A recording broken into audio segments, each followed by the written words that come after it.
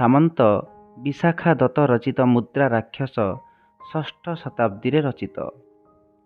ଏଥିରେ ରାଜା ଚନ୍ଦ୍ରଗୁପ୍ତ ଖ୍ରୀଷ୍ଟପୂର୍ବ 325ରେ ସିଂହାସନ ଆରୋହଣ କରିବା ପରେ କୂଟନୀତିଜ୍ଞ ଚାଣକ୍ୟ ଏବଂ ଅମାତ୍ୟ ରାକ୍ଷସଙ୍କ ମଧ୍ୟରେ ହୋଇଥିବା କୂଟନୈତିକ ଲଢ଼େଇକୁ ଦର୍ଶାଯାଇଛି।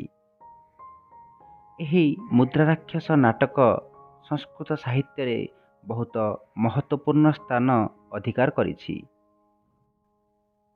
ଏହି ନାଟକର ବିଶେଷତ୍ୱ ହେଉଛି ଏଥିରେ ଆରମ୍ଭରୁ ଶେଷ ପର୍ଯ୍ୟନ୍ତ ସମସ୍ତେ କେବଳ ପୁରୁଷ ପାତ୍ର ଅଟନ୍ତି। ଏଥିରେ ଏକମାତ୍ର ସ୍ତ୍ରୀ ପାତ୍ର ଅଛି ଯାହାର ମୂଳ କାହାଣୀ ସହ କୌଣସି ସମ୍ବନ୍ଧ ନାହିଁ। କେବଳ କରୁଣା ରସ ସୃଷ୍ଟି ପାଇଁ ତାଙ୍କୁ ସ୍ଥାନ ଦିଆଯାଇଛି। ବହୁ ଶତାବ୍ଦୀ ପରେ ଇଂଲଣ୍ଡରେ ସେକ୍ସପିୟର ମଧ୍ୟ ଏହିଭଳି ଏକ ନାଟକ ଜୁଲିୟସ୍ ସିଜାର ଲେଖିଥିଲେ, ଯେଉଁଥିରେ ମୁଖ୍ୟ ରୂପରେ ସମସ୍ତେ ପୁରୁଷ ପାତ୍ର ଅଟନ୍ତି ଏବଂ ସ୍ତ୍ରୀମାନଙ୍କର ସ୍ଥାନ ବହୁତ ଗୌଣ ଅଛି। ଏହାର ଦୁଇଟି ମୁଖ୍ୟ କାରଣ ହେଲା, ଦୁଇଟି ନାଟକ ମୁଖ୍ୟ ରୂପରେ ରାଜନୈତିକ ଷଡ଼ଯନ୍ତ୍ର, କୁଚକ୍ର ଏବଂ ଦାବପେଞ୍ଚର ପ୍ରକଟ କରନ୍ତି। ମୁଦ୍ରା ରାକ୍ଷସରେ ମୌର୍ଯ୍ୟକାଳୀନ ଭାରତର ରାଜନୈତିକ ପରିସ୍ଥିତିର ଚିତ୍ରଣ ହୋଇଛି। ତୃତୀୟ କଥା ଏହା କି ବିଶାଖା ଦତ୍ତଙ୍କ ଏହି ନାଟକରେ ଗତିଶୀଳତା କେଉଁଠାରେ ମଧ୍ୟ ବିଗିଡ଼ି ନାହିଁ। ନିରନ୍ତର ନବସୃଜନ ରହିଛି। ସେଥିପାଇଁ ଏହି କାହାଣୀ ଏହାର ଆକର୍ଷଣୀୟତାକୁ ଶେଷ ପର୍ଯ୍ୟନ୍ତ ବଜାୟ ରଖେ। ମୁଖ୍ୟ ରୂପରେ ଏସବୁ କଥା ଏହାର ମୂଳରେ ରହିଛି। ମୁଦ୍ରା ରାକ୍ଷସର ଅର୍ଥ ହେଲା ରାକ୍ଷସର ମୁଦି। ରାକ୍ଷସର ମୁଦିରେ ତାର ମୋହର ବା ସିଲ୍ ମଧ୍ୟ ରହିଛି। ସଂସ୍କୃତରେ ମୁଦ୍ରା ଶବ୍ଦ ମୋହର ଏବଂ ମୁଦି ଦୁଇଟି ପାଇଁ ବୁଝାଯାଏ। ଏହି ମୁଦି ବହୁତ ଗୁରୁତ୍ୱପୂର୍ଣ୍ଣ ଅଟେ। ଏହି ମୁଦି ଯୋଗୁଁ ଚାଣକ୍ୟଙ୍କୁ ଜଣା ପଡ଼ିଗଲା ଯେ ଶ୍ରେଷ୍ଠୀ ଚନ୍ଦନ ଦାସ ଘରେ ରାକ୍ଷସର ପରିବାର ଲୁଚି ଅଛନ୍ତି। କେବଳ ଏତିକି ଜାଣିବା ମାତ୍ରେ ଚାଣକ୍ୟ ନିଜର ଖେଳ ଆରମ୍ଭ କରିଦେଲେ। ଏହି ମୁଦି ସାହାରାରେ ସିଦ୍ଧାର୍ଥକ ଶକଟ ଦାସଠାରୁ ପତ୍ର ଲେଖି ମୋହର ଲଗାଇ ରାଜନୈତିକ କୂଟକପଟର ଖେଳ ଖେଳିଲେ। ଏହି କାରଣରୁ ମଳୟକେତୁର ରାକ୍ଷସଙ୍କ ସହ ଝଗଡ଼ା ହେଲା ଏବଂ ଚନ୍ଦ୍ରଗୁପ୍ତ ମୌର୍ଯ୍ୟଙ୍କର ରାସ୍ତା ସଫା ହୋଇଗଲା। ଯେହେତୁ ଏହି ମୁଦିଟି ନାଟକରେ ଘଟଣାବଳୀର ବହୁତ ମହତ୍ତ୍ୱ ରଖିଛି, ତେଣୁ ଏହି ନାଟକର ନାମ କବି ମୁଦ୍ରା ରାକ୍ଷସ ରଖିଛନ୍ତି। ତେବେ ଆସନ୍ତୁ ସମ୍ପୂର୍ଣ୍ଣ କାହାଣୀଟି ଜାଣିବା। ମୁଦ୍ରା ରାକ୍ଷସ ଆଭାସ।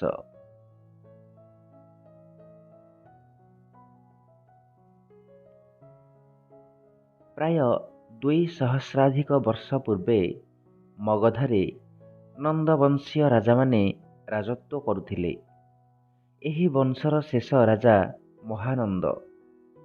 ଶକଟାର ନାମକ ତାଙ୍କର ଜନୈକ ମନ୍ତ୍ରୀ ଏକଦା ରାଜାଙ୍କ ଦ୍ୱାରା କାରାରୁଦ୍ଧ ହୋଇଥିଲେ।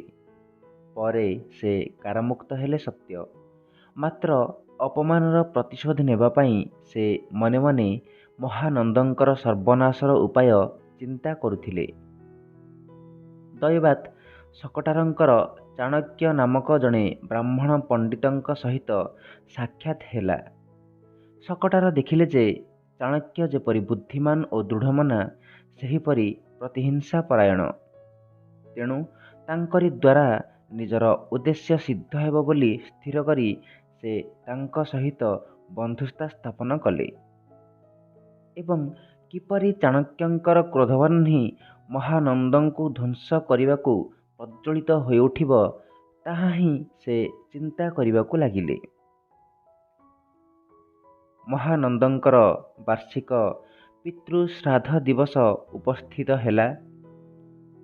ଏହି ଉପଲକ୍ଷରେ ଶକଟାର ଚାଣକ୍ୟଙ୍କୁ ନିମନ୍ତ୍ରଣ କରି ତାହାଙ୍କୁ ପ୍ରଧାନ ପୁରୋହିତ ଆସନରେ ବସାଇଦେଲେ। ଚାଣକ୍ୟ ଅତ୍ୟନ୍ତ କଦାକାର ଓ କୃଷ୍ଣବର୍ଣ୍ଣ। ରାଜା ମହାନନ୍ଦ ପାରିଷଦମାନଙ୍କ ସହିତ ସଭାଗୃହରେ ପ୍ରବେଶ କରି ଦେଖିଲେ ଯେ ଜଣେ କୃଷ୍ଣକାୟ କୁତ୍ସିତ ବ୍ରାହ୍ମଣ ପ୍ରଧାନ ପୁରୋହିତଙ୍କ ଆସନରେ ଉପବିଷ୍ଟ। ସେ କ୍ରୁଦ୍ଧ ହୋଇ ଚାଣକ୍ୟଙ୍କୁ ଆସନରୁ ବିତାଡ଼ିତ କରିଦେଲେ।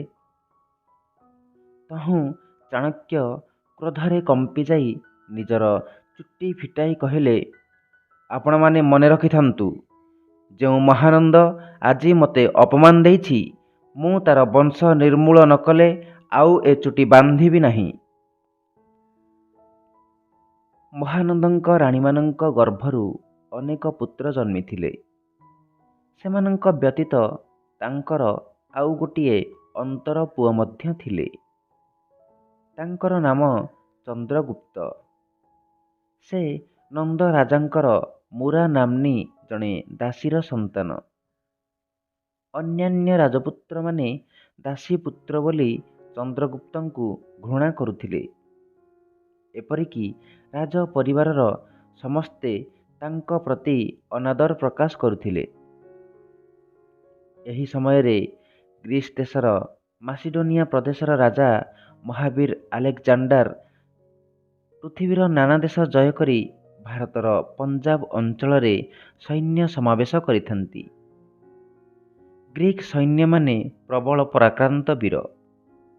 ସେମାନେ ଭାରତର ପଶ୍ଚିମ ପ୍ରାନ୍ତରେ କେତେକ ଅଞ୍ଚଳ ଅଧିକାର କରି ପୂର୍ବ ଆଡ଼କୁ ଅଗ୍ରସର ହେବା ନିମନ୍ତେ କଳ୍ପନା କରୁଥାନ୍ତି। ବୟଃପ୍ରାପ୍ତ ହୁଅନ୍ତେ ଚନ୍ଦ୍ରଗୁପ୍ତ ମଗଧ ପରିତ୍ୟାଗ କରି ଆଲେକଜାଣ୍ଡାରଙ୍କ ନିକଟରେ ଉପସ୍ଥିତ ହେଲେ। ଗ୍ରୀକମାନଙ୍କ ନିକଟରୁ ସେମାନଙ୍କର ଯୁଦ୍ଧ ପ୍ରଣାଳୀ ଶିକ୍ଷା କରି ସେ ପାର୍ବତୀୟ ଲୋକମାନଙ୍କ ସାହାଯ୍ୟରେ ଗୋଟିଏ ସୈନ୍ୟଦଳ ଗଠନ କଲେ। ମଗଧର ଯେଉଁ ରାଜପୁତ୍ରମାନେ ତାଙ୍କୁ ଦାସୀପୁତ୍ର ବୋଲି ଅବଜ୍ଞା କରୁଥିଲେ, ସେମାନଙ୍କୁ ଯୁଦ୍ଧରେ ପରାସ୍ତ କରି ମଗଧ ସିଂହାସନ ଅଧିକାର କରିବା ତାଙ୍କର ଲକ୍ଷ୍ୟ ଥିଲା। ବ୍ରାହ୍ମଣ ଚାଣକ୍ୟ ଚନ୍ଦ୍ରଗୁପ୍ତଙ୍କର ଏହି ଅଭିପ୍ରାୟ ଜାଣିପାରି ନନ୍ଦବଂଶ ଧ୍ୱଂସ କରିବା ଉଦ୍ଦେଶ୍ୟରେ ତାଙ୍କ ସହିତ ଯୋଗଦେଲେ। ସେ ଦରିଦ୍ର ବ୍ରାହ୍ମଣ ହେଲେ ହେଁ ଯୁଦ୍ଧ କୌଶଳରେ ଅଦ୍ୱିତୀୟ। ଏବେ ତାଙ୍କର ବୁଦ୍ଧିବଳ ସଙ୍ଗେ ଚନ୍ଦ୍ରଗୁପ୍ତଙ୍କର ସୈନ୍ୟବଳ ମିଳିତ ହେଲା। ଚନ୍ଦ୍ରଗୁପ୍ତ ମଗଧ ଆକ୍ରମଣ କରି ଅଧିକାର କଲେ। ଚାଣକ୍ୟଙ୍କ ନିର୍ଦ୍ଦେଶ କ୍ରମେ ମହାନନ୍ଦ ସବଂଶ ନିହତ ହେଲେ। ଚାଣକ୍ୟଙ୍କର ପ୍ରତିଜ୍ଞା ପୂର୍ଣ୍ଣ ହେଲା। ମୁରାଙ୍କ ପୁତ୍ର ଚନ୍ଦ୍ରଗୁପ୍ତ ମଗଧ ସିଂହାସନ ଆରୋହଣ କରି ମୌର୍ଯ୍ୟବଂଶର ପ୍ରତିଷ୍ଠା କଲେ। ଚାଣକ୍ୟ ତାହାଙ୍କର ମନ୍ତ୍ରୀ ପଦରେ ଅଧିଷ୍ଠିତ ହେଲେ। ଚାଣକ୍ୟ ଦେଖିଲେ ଯେ ଚନ୍ଦ୍ରଗୁପ୍ତ ରାଜ୍ୟ ଅଧିକାର କରିଥିଲେ ହେଁ ତାଙ୍କର ଜନପଦ ସୁଦୃଢ଼ ନୁହେଁ। ରାଜ୍ୟର ଅନେକ ପ୍ରସିଦ୍ଧ ବ୍ୟକ୍ତି, ବିଶେଷତଃ ମହାନନ୍ଦଙ୍କର ମନ୍ତ୍ରୀ ରାକ୍ଷସ ଚନ୍ଦ୍ରଗୁପ୍ତଙ୍କର ଘୋର ବିରୋଧୀ ଥିଲେ। ଏହି ବିରୋଧୀ ଦଳକୁ ସମ୍ପୂର୍ଣ୍ଣ ବଶୀଭୂତ ବା ବିଧ୍ୱସ୍ତ ନ କଲେ ଚନ୍ଦ୍ରଗୁପ୍ତଙ୍କ ଶାସନ କଦାପି ସୁଦୃଢ଼ ହୋଇ ନପାରେ। ଏହା ହିଁ ଚାଣକ୍ୟଙ୍କର ଚିନ୍ତାର କାରଣ ହେଲା। ଚାଣକ୍ୟ ଓ ଚନ୍ଦ୍ରଗୁପ୍ତ ମଗଧ ବିଜୟ କଲାବେଳେ ପର୍ବତକ ନାମକ ଜଣେ ରାଜାଙ୍କର ସାହାଯ୍ୟ ଲାଭ କରିଥିଲେ। ଚନ୍ଦ୍ରଗୁପ୍ତ ପ୍ରତିଶ୍ରୁତି ଦେଇଥିଲେ ଯେ ସେ ମଗଧ ଅଧିକାର କଲେ ପର୍ବତକ ଅର୍ଦ୍ଧ ମଗଧର ଅଧିପତି ହେବେ। ଏଣେ ରାକ୍ଷସ ସ୍ୱୀୟ ପ୍ରଭୁ ନନ୍ଦରାଜାଙ୍କ ସବଂଶ ନିଧନରେ ଦୁଃଖାଭିଭୂତ ହେଲେ ହେଁ ପ୍ରଭୁ ଶତ୍ରୁ ଚନ୍ଦ୍ରଗୁପ୍ତଙ୍କୁ ବିନାଶ କରିବା ଚେଷ୍ଟାରେ ଥାନ୍ତି। ଚତୁର ଚାଣକ୍ୟ ରାକ୍ଷସର କୌଶଳ ଜାଣିପାରି ପ୍ରଥମେ ସେହି କୌଶଳର ଛଳନା କରି ପର୍ବତକଙ୍କର ମୃତ୍ୟୁ ଘଟାଇଲେ। ଏହାଦ୍ୱାରା ଯେ କେବଳ ଚନ୍ଦ୍ରଗୁପ୍ତଙ୍କର ପ୍ରାଣରକ୍ଷା ହେଲା ତାହା ନୁହେଁ, ତାହା ସଙ୍ଗେ ସଙ୍ଗେ ପର୍ବତକ ମଗଧର ଅର୍ଦ୍ଧେକ ଦାବି କରିବାର ଅବକାଶ ଆଉ ରହିଲା ନାହିଁ। ପର୍ବତକଙ୍କର ମୃତ୍ୟୁ ସଙ୍ଗେ ସଙ୍ଗେ ଚାଣକ୍ୟ ପ୍ରଚାର କରାଇଦେଲେ ଯେ ରାକ୍ଷସଙ୍କ ଦ୍ୱାରା ହିଁ ତାଙ୍କର ମୃତ୍ୟୁ ଘଟିଛି। କିନ୍ତୁ ପର୍ବତକଙ୍କର ପୁତ୍ର ମଳୟକେତୁ ଏହି ପ୍ରଚାରରେ ଭୁଲିଲେ ନାହିଁ। ସେ ଜାଣିଥିଲେ ଯେ ଚାଣକ୍ୟ ହିଁ ପିତାଙ୍କ ମୃତ୍ୟୁର କାରଣ। ତେଣୁ ସେ ଚନ୍ଦ୍ରଗୁପ୍ତଙ୍କର ପରମ ଶତ୍ରୁ ରାକ୍ଷସଙ୍କ ସହିତ ଯୋଗଦେଲେ। ରାକ୍ଷସ ବିଜୟୀ ହେଲେ ମଳୟକେତୁ ମଗଧ ସିଂହାସନର ଅଧିକାରୀ ହେବେ, ଏହି ଆଶା ତାଙ୍କ ହୃଦୟରେ ଜାଗି ଉଠିଲା। ମଳୟକେତୁ ଓ ରାକ୍ଷସଙ୍କ ମଧ୍ୟରେ ବିରୋଧ ନ ଜନ୍ମିଲେ ଚାଣକ୍ୟଙ୍କର ଉଦ୍ଦେଶ୍ୟ କଦାପି ସଫଳ ହେବାର ଆଶା ନଥିଲା। ତେଣୁ ଚାଣକ୍ୟ ବିବିଧ ଚକ୍ରାନ୍ତର ଆୟୋଜନ କଲେ। ତାଙ୍କର ଗୁପ୍ତଚରମାନେ ନାନା ଛଦ୍ମବେଶ ଧାରଣ କରି ଦେଶ ମଧ୍ୟରେ ବୁଲି ସମ୍ବାଦ ସଂଗ୍ରହ କରିବାରେ ଲାଗିଲେ। ଚତୁର ଚାଣକ୍ୟ ଏପରି ବ୍ୟବସ୍ଥା କରିଥିଲେ ଯେ ଗୁପ୍ତଚରମାନେ ମଧ୍ୟ ପରସ୍ପରକୁ ଚିହ୍ନିବାର ଉପାୟ ନଥିଲା। ଭାଗ 1। ଦିନେ ଚାଣକ୍ୟ ନିଜ କୁଟୀରରେ ବସି ଚିନ୍ତା କରୁଥିଲେ, ମୁଁ ବୁଦ୍ଧି କୌଶଳରେ ସପରିବାର ନନ୍ଦରାଜାଙ୍କୁ ଧ୍ୱଂସ କରିଛି ଏବଂ ଚନ୍ଦ୍ରଗୁପ୍ତଙ୍କ ପାଇଁ ମଗଧ ଅଧିକାର କରିଛି ସତ୍ୟ, କିନ୍ତୁ ଏବେ ସୁଦ୍ଧା ବିଧ୍ୱସ୍ତ ନନ୍ଦବଂଶ ପ୍ରତି ରାକ୍ଷସଙ୍କର କି ଅନୁରକ୍ତି? ତପସ୍ୱୀ ସର୍ବାର୍ଥସିଦ୍ଧି କେବଳ ନନ୍ଦବଂଶଜ ବୋଲି ମୁଁ ତାର ବଧ ସାଧନ କରାଇଛି। ଏବେ ରାକ୍ଷସ ମଳୟକେତୁକୁ ସିଂହାସନରେ ବସାଇବା ଉଦ୍ଦେଶ୍ୟରେ ଚନ୍ଦ୍ରଗୁପ୍ତଙ୍କୁ ବିନାଶ କରିବାକୁ ସଚେଷ୍ଟ। କେହି କେହି ସ୍ୱାର୍ଥାନ୍ୱେଷୀ ପ୍ରଭୁର ସମ୍ପଦ କାଳରେ ତାଙ୍କର ଅନୁଗତ ହୁଅନ୍ତି, ଅନ୍ୟ କେହି ବା ପ୍ରଭୁର ପୁନଃ ପ୍ରତିଷ୍ଠା ଆଶାରେ ବିପତ୍ତି କାଳରେ ମଧ୍ୟ ତାଙ୍କର ଅନୁସରଣ କରେ। କିନ୍ତୁ ପ୍ରଭୁଙ୍କର ସବଂଶ ବିନାଶ ପରେ ମଧ୍ୟ ରାକ୍ଷସଙ୍କ ପରି ପ୍ରଭୁ ଭକ୍ତି ପ୍ରକାଶ କରିବା ବ୍ୟକ୍ତି ବାସ୍ତବରେ ଜଗତରେ ଦୁର୍ଲଭ। ମୋର ସହାଧ୍ୟାୟୀ ନୀତି ପଣ୍ଡିତ ଇନ୍ଦୁ ଶର୍ମା ସନ୍ନ୍ୟାସୀ ବେଶ ଧାରଣ କରି ନନ୍ଦବଂଶୀୟ ଅମାତ୍ୟମାନଙ୍କ ସଙ୍ଗେ କୃତ୍ରିମ ବନ୍ଧୁତା ସ୍ଥାପନ କରିଛନ୍ତି। ଅମାତ୍ୟ ରାକ୍ଷସଙ୍କର ତାଙ୍କଠାରେ ଅଟଳ ବିଶ୍ୱାସ ଜନ୍ମିଅଛି। ଦେଖାଯାଉ ପରିଣାମ କ'ଣ ହେଉଛି। ଚାଣକ୍ୟ ଏହିପରି ଚିନ୍ତାମଗ୍ନ ଥିବା ସମୟରେ ଜନୈକ ଗୁପ୍ତଚର ଉପସ୍ଥିତ ହେଲେ। ସେ ଭିକ୍ଷୁକ ବେଶ ଧାରଣ କରିଥିଲେ ଓ ତାଙ୍କ ହସ୍ତରେ ଗୋଟିଏ ଯମପଟ ଥିଲା।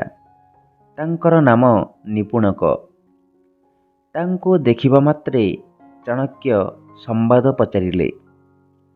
ନିପୁଣକ ଉତ୍ତର କଲେ, ମହାଭାଗ, ପ୍ରଜାମାନଙ୍କର ଅଭାବ ଅସୁବିଧାର କାରଣମାନ ଆପଣ ଦୂର କରାଇବା ଫଳରେ ସେମାନେ ଚନ୍ଦ୍ରଗୁପ୍ତଙ୍କ ପ୍ରତି ବିଶେଷ ଅନୁରକ୍ତ ହୋଇଅଛନ୍ତି।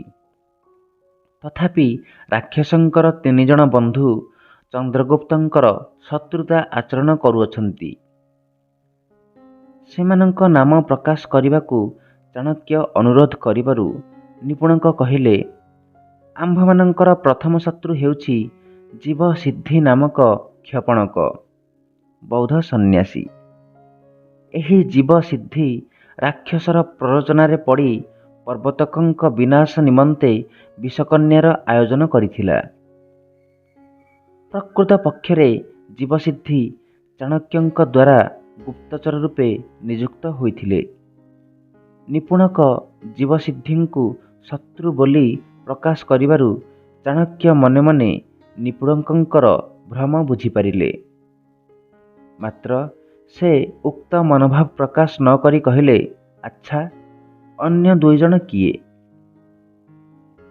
ନିପୁଣକ ଉତ୍ତର କଲେ, ଆମର ଦ୍ୱିତୀୟ ଶତ୍ରୁ ହେଉଛି ଅମାତ୍ୟ ରାକ୍ଷସଙ୍କ ପ୍ରିୟ ବୟସ୍ୟ କାୟସ୍ଥ ଶକଟ ଦାସ। ତୃତୀୟ ଓ ପ୍ରଧାନ ଶତ୍ରୁ ହେଉଛି ପୁଷ୍ପପୁର ନିବାସୀ ଶ୍ରେଷ୍ଠୀ ଚନ୍ଦନ ଦାସ। ଏହି ଚନ୍ଦନ ଦାସ ଓ ରାକ୍ଷସଙ୍କର ଅଭିନ୍ନ ଆତ୍ମା। ଆପଣ ଜାଣନ୍ତି ଯେ ରାକ୍ଷସ ପୁଷ୍ପପୁରରୁ ପଳାୟନ କରିଛି, କିନ୍ତୁ ତାର ପରିବାର ଏହି ଚନ୍ଦନ ଦାସର ଗୃହରେ ଆଶ୍ରୟ ନେଇଅଛନ୍ତି। ଚନ୍ଦନ ଦାସ ଗୃହରେ ଅମାତ୍ୟ ରାକ୍ଷସଙ୍କର ପରିବାର ଥିବା କଥା କିପରି ଜଣାଗଲା ବୋଲି ପଚାରିବାରୁ ନିପୁଣକ କହିଲେ, ମୁଁ ଯମପଟ ଧରି ଛଦ୍ମ ବେଶରେ ଗ୍ରାମେ ଗ୍ରାମେ ବୁଲୁଥିଲି। ଦିନେ ଚନ୍ଦନ ଦାସଙ୍କ ଗୃହ ସମ୍ମୁଖରେ ଯମପଟ ଦେଖାଉଥିଲି। ଏହି ସମୟରେ 5 ବର୍ଷର ଗୋଟିଏ ସୁନ୍ଦର ବାଳକ କୌତୂହଳବଶତଃ ଯମପଟ ଦେଖିବା ଆଶାରେ ଘରୁ ବାହାରି ଆସିଲା। ତତ୍କ୍ଷଣାତ୍ ଜଣେ ସ୍ତ୍ରୀ ଲୋକ ଚିତ୍କାର କରି କହିଲା, ଆରେ ବାହାରକୁ ଗଲା, କିଏ ଦେଖିବ? ଏହିପରି କହି ସେ ତାର କୋମଳ ବାହୁଲତାରେ ବାଳକଟିକୁ ପୁଣି ଘର ଭିତରକୁ ନେଇଗଲା। ପିଲାଟିକୁ ଟାଣି ନେବା ସମୟରେ ସେହି ସ୍ତ୍ରୀର ମୁଦ୍ରିକାଟି ଅଙ୍ଗୁଳିରୁ ଖସି ମୋ ନିକଟକୁ ଗଡ଼ି ଆସିଲା। ମୁଁ ଦେଖେଁ ତ ସେଥିରେ ଅମାତ୍ୟ ରାକ୍ଷସଙ୍କ ନାମ ଉତ୍କୀର୍ଣ୍ଣ ହୋଇଅଛି।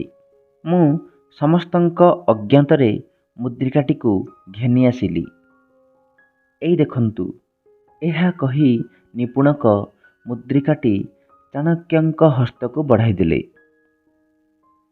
ଚାଣକ୍ୟ ନିପୁଣକଙ୍କୁ ଯଥେଷ୍ଟ ପ୍ରଶଂସା କରି ଆନନ୍ଦରେ ଉତ୍ଫୁଲ୍ଲ ହୋଇପଡ଼ିଲେ ଏବଂ ଏହି ମୁଦ୍ରିକା ଦ୍ୱାରା ନିଜର ଉଦ୍ଦେଶ୍ୟ ସିଦ୍ଧ କରିପାରିବାର କଳ୍ପନା କରି ଜନୈକ ଶିଷ୍ୟକୁ ଲିଖନ ସାମଗ୍ରୀ ଆଣିବାକୁ କହିଲେ। ଏହି ସମୟରେ ଜଣେ ପ୍ରତିହାରୀ ଚାଣକ୍ୟଙ୍କୁ ଜଣାଇଲା ଯେ ମହାରାଜ ଚନ୍ଦ୍ରଗୁପ୍ତ ସ୍ୱର୍ଗତ ବନ୍ଧୁ ପର୍ବତକଙ୍କ ଶ୍ରାଦ୍ଧୋପଲକ୍ଷରେ ତାଙ୍କର ଅଳଙ୍କାର ଗୁଡ଼ିକ ବ୍ରାହ୍ମଣମାନଙ୍କୁ ଦାନ କରିଦେବାକୁ ଇଚ୍ଛା କରି ତାହାଙ୍କର ଅଭିମତ ଚାହିଁଅଛନ୍ତି। ଚାଣକ୍ୟ ଟିକିଏ ଚିନ୍ତା କରି କହିଲେ, ଯାଅ, ମହାରାଜାଙ୍କୁ ଜଣାଅ ଯେ ଏପରି ଦାନ ଦେବା ଯଥାର୍ଥରେ ରାଜୋଚିତ, କିନ୍ତୁ ପର୍ବତକଙ୍କର ବ୍ୟବହୃତ ଅଳଙ୍କାର ଗୁଡ଼ିକ ବିବିଧ ଗୁଣଯୁକ୍ତ, ତେଣୁ ସେଗୁଡ଼ିକୁ ଇତର ବ୍ରାହ୍ମଣଙ୍କୁ ଦେବା ଉଚିତ ନୁହେଁ। ମୁଁ ଦାନ ଗ୍ରହଣାର୍ଥ ଉପଯୁକ୍ତ ବ୍ରାହ୍ମଣଙ୍କୁ ପ୍ରେରଣ କରିବି। ପ୍ରତିହାରୀ ବିଦାୟ ନେଲା। ଚାଣକ୍ୟଙ୍କ ଆଦେଶରେ ବିଶ୍ୱାବସୁ ନାମକ ଜଣେ ବ୍ରାହ୍ମଣ ଓ ତାଙ୍କର 2 ଭାଇ ଦାନ ଗ୍ରହଣ କରିବାକୁ ଚନ୍ଦ୍ରଗୁପ୍ତଙ୍କ ନିକଟକୁ ପ୍ରେରିତ ହେଲେ। ଲେଖା ଉପକରଣମାନ ଆସିବାରୁ ଚାଣକ୍ୟ ଖଣ୍ଡିଏ ପତ୍ର ଲେଖିବାକୁ ଲାଗିଲେ। ଅଳ୍ପ କିଛି ଲେଖିବା ପରେ ସେ ଶିଷ୍ୟ ସାରଙ୍ଗରବଙ୍କୁ କହିଲେ, ବତ୍ସ, ଯେତେ ଯତ୍ନ କରି ଲେଖିଲେ ମଧ୍ୟ ମୋର ଅକ୍ଷର ଅସ୍ପଷ୍ଟ। ଏହିପରି ଖଣ୍ଡିଏ ଚିଠି ଶକଟ ଦାସଙ୍କ ଦ୍ୱାରା ଲେଖାଇ ଆଣ। କାୟସ୍ଥ ଶକଟ ଦାସଙ୍କ ଅକ୍ଷର ଗୁଡ଼ିକ ମୁକ୍ତା ପରି ସୁନ୍ଦର। ଶିଷ୍ୟ ଶକଟ ଦାସଙ୍କ ଦ୍ୱାରା ଚିଠିଟି ଲେଖାଇ ଆଣିଲା। ଚାଣକ୍ୟ ଚିଠିଟିକୁ ରାକ୍ଷସଙ୍କ ମୁଦ୍ରିକା ଦ୍ୱାରା ଚିହ୍ନିତ କରି ସିଦ୍ଧାର୍ଥକଙ୍କୁ ଦେଇ କହିଲେ, ତୁମକୁ ଗୋଟିଏ ବିଶେଷ କାର୍ଯ୍ୟ କରିବାକୁ ହେବ। ଅଳ୍ପ କାଳ ମଧ୍ୟରେ ଘାତକମାନେ ଶକଟ ଦାସଙ୍କୁ ରାଜଦ୍ରୋହ ଅପରାଧରେ ବାନ୍ଧି ଶୂଳି ଦେବା ପାଇଁ ବଧ୍ୟଭୂମିକୁ ନେଇଯିବେ। ତୁମେ ଶକଟ ଦାସର ଅନୁଗତ ବନ୍ଧୁ ବୋଲି ଛଳନା କରି ବଧ୍ୟଭୂମି ପର୍ଯ୍ୟନ୍ତ ଯିବ। ସେଠାରେ ତୁମ୍ଭଠାରୁ ସଂକେତ ପାଇଲା ମାତ୍ରେ ଘାତକମାନେ ଶକଟ ଦାସକୁ ଛାଡ଼ି ଚାଲିଯିବେ। ତହୁଁ ତୁମ୍ଭେ ଶକଟ ଦାସଙ୍କୁ ସଙ୍ଗରେ ଘେନି ରାକ୍ଷସଙ୍କ ନିକଟକୁ ଯିବ। ତୁମ୍ଭେ ରାକ୍ଷସଙ୍କୁ କହିବ, ମୁଁ ଚାଣକ୍ୟର ବ୍ୟବହାରରେ ବିରକ୍ତ ହୋଇ ଆପଣଙ୍କ ସଙ୍ଗେ ଯୋଗ ଦେବାକୁ ଆସିଛି। ଏ ଚିଠିଟି ସଙ୍ଗରେ ନିଅ, ସାବଧାନ ଭାବରେ ରଖିଥିବ। ଉପଯୁକ୍ତ ସମୟ ଦେଖି ଏହାକୁ ବ୍ୟବହାର କରିବ। ସିଦ୍ଧାର୍ଥକ ମୁଦ୍ରାଙ୍କିତ ପତ୍ରଟି ନେଇ ଚାଲିଗଲେ। ଏହାପରେ ଚାଣକ୍ୟ ସାରଙ୍ଗରବ ନାମକ ଶିଷ୍ୟକୁ ଡାକି କହିଲେ, ଯାଅ, କାଳପାଶିକ ଓ ଦଣ୍ଡପାଣିଙ୍କ ଦୁହିଁଙ୍କୁ ଜଣାଇ ଦିଅ ଯେ ରାଜା ଚନ୍ଦ୍ରଗୁପ୍ତଙ୍କର ଆଦେଶ, କ୍ଷପଣକ ଜୀବସିଦ୍ଧି ବିଷକନ୍ୟା ପ୍ରୟୋଗ କରି ଆମର ବନ୍ଧୁ ପର୍ବତକଙ୍କୁ ହତ୍ୟା କରିଥିବାରୁ ତାଙ୍କୁ ନଗରରୁ ନିର୍ବାସନ କରାଗଲା। ଆହୁରି ମଧ୍ୟ କାୟସ୍ଥ ଶକଟ ଦାସ ରାକ୍ଷସ ସହିତ ଆମ୍ଭ ବିରୁଦ୍ଧରେ ଷଡ଼ଯନ୍ତ୍ର କରୁଥିବାରୁ ତାକୁ ଶୂଳି ଦିଆଯିବ। ତାର ପରିବାରର ସମସ୍ତେ ବନ୍ଦୀ ହେବେ, ଏକଥା ସମସ୍ତଙ୍କୁ ଜଣାଇ ଦିଅ। ସିଦ୍ଧାର୍ଥକ ବିଦାୟ ନେଇ ଯିବା ପରେ ଚାଣକ୍ୟ ଜଣେ ଶିଷ୍ୟଙ୍କ ଦ୍ୱାରା ଚନ୍ଦନ ଦାସକୁ ଡକାଇ ପଠାଇଲେ। ଚାଣକ୍ୟ ଡାକୁଛନ୍ତି ଶୁଣି ଚନ୍ଦନ ଦାସ ପ୍ରମାଦ ଗଣିଲେ। ନିତାନ୍ତ ନିରୋହୀ ନିର୍ଦ୍ଦୋଷ ଲୋକ ମଧ୍ୟ ଚାଣକ୍ୟଙ୍କ ନିକଟକୁ ଯିବାକୁ ଭୟ କରେ। ତେଣୁ ସେ ଅନିଷ୍ଟ ଆଶଙ୍କା କରି ରାକ୍ଷସଙ୍କ ସ୍ତ୍ରୀ ପୁତ୍ରଙ୍କୁ ନିରାପଦ ସ୍ଥାନରେ ରଖାଇ ଚାଣକ୍ୟଙ୍କ ନିକଟରେ ଉପସ୍ଥିତ ହେଲେ। ଚାଣକ୍ୟ ଆଦର ଦେଖାଇ ଚନ୍ଦନ ଦାସଙ୍କୁ ଆସନରେ ବସାଇ କହିଲେ, ତୁମର ବ୍ୟବସାୟ ଭଲ ଚାଲିଛି ତ? ଚନ୍ଦନ ଦାସ, ଆପଣଙ୍କ ଅନୁଗ୍ରହରୁ ମୋର ବ୍ୟବସାୟର ଅବସ୍ଥା ଭଲ।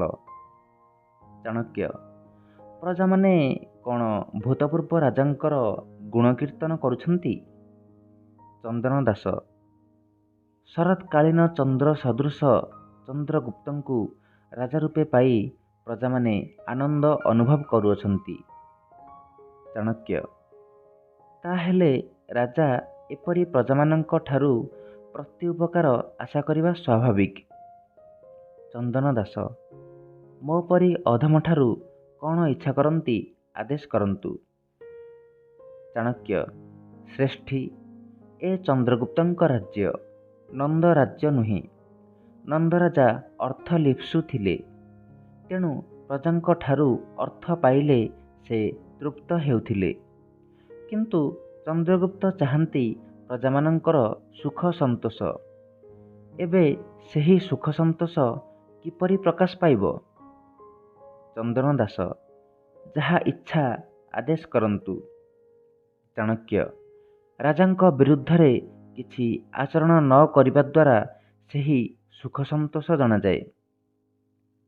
ଚନ୍ଦନ ଦାସ, କେହି ରାଜାଙ୍କର ବିରୋଧୀ ବୋଲି ଆପଣ ଜାଣିଛନ୍ତି କି? ଚାଣକ୍ୟ, ତୁମେ ହିଁ ପ୍ରଥମ। ଚନ୍ଦନ ଦାସ, ହରି ହରି, ଏପରି କୁହନ୍ତୁ ନାହିଁ। ମୁଁ ସାମାନ୍ୟ ତୃଣ ହୋଇ ଅଗ୍ନିର ବିରୋଧୀ ହେବି? ଚାଣକ୍ୟ, ତୁମେ ରାଜାଙ୍କର ଶତ୍ରୁ ଅମାତ୍ୟ ରାକ୍ଷସର ପରିବାରକୁ ନିଜ ଗୃହରେ ଆଶ୍ରୟ ଦେଇଛ। ଏହା ହିଁ ତୁମର ରାଜବିରୋଧୀ କାର୍ଯ୍ୟ। ଚନ୍ଦନ ଦାସ, ଆର୍ଯ୍ୟ, ଏହା ମିଥ୍ୟା। କେହି ଭ୍ରମରେ ଆପଣଙ୍କୁ ଏପରି ସମ୍ବାଦ ଦେଇଛି। ଚାଣକ୍ୟ, ଭୟର କିଛି କାରଣ ନାହିଁ। ରାଜପୁରୁଷମାନେ ରାଜନିଗ୍ରହ ଭୟରେ ନଗରବାସୀଙ୍କ ଅନିଚ୍ଛା ସତ୍ତ୍ୱେ ନିଜ ପରିବାରକୁ ସେମାନଙ୍କ ଘରେ ଛାଡ଼ି ଦେଶାନ୍ତର ଗମନ କରିଥାନ୍ତି। ତେବେ ସେମାନଙ୍କୁ ଲୁକ୍କାୟିତ ଭାବରେ ରଖିବା ଅବଶ୍ୟ ଦୋଷାବହ।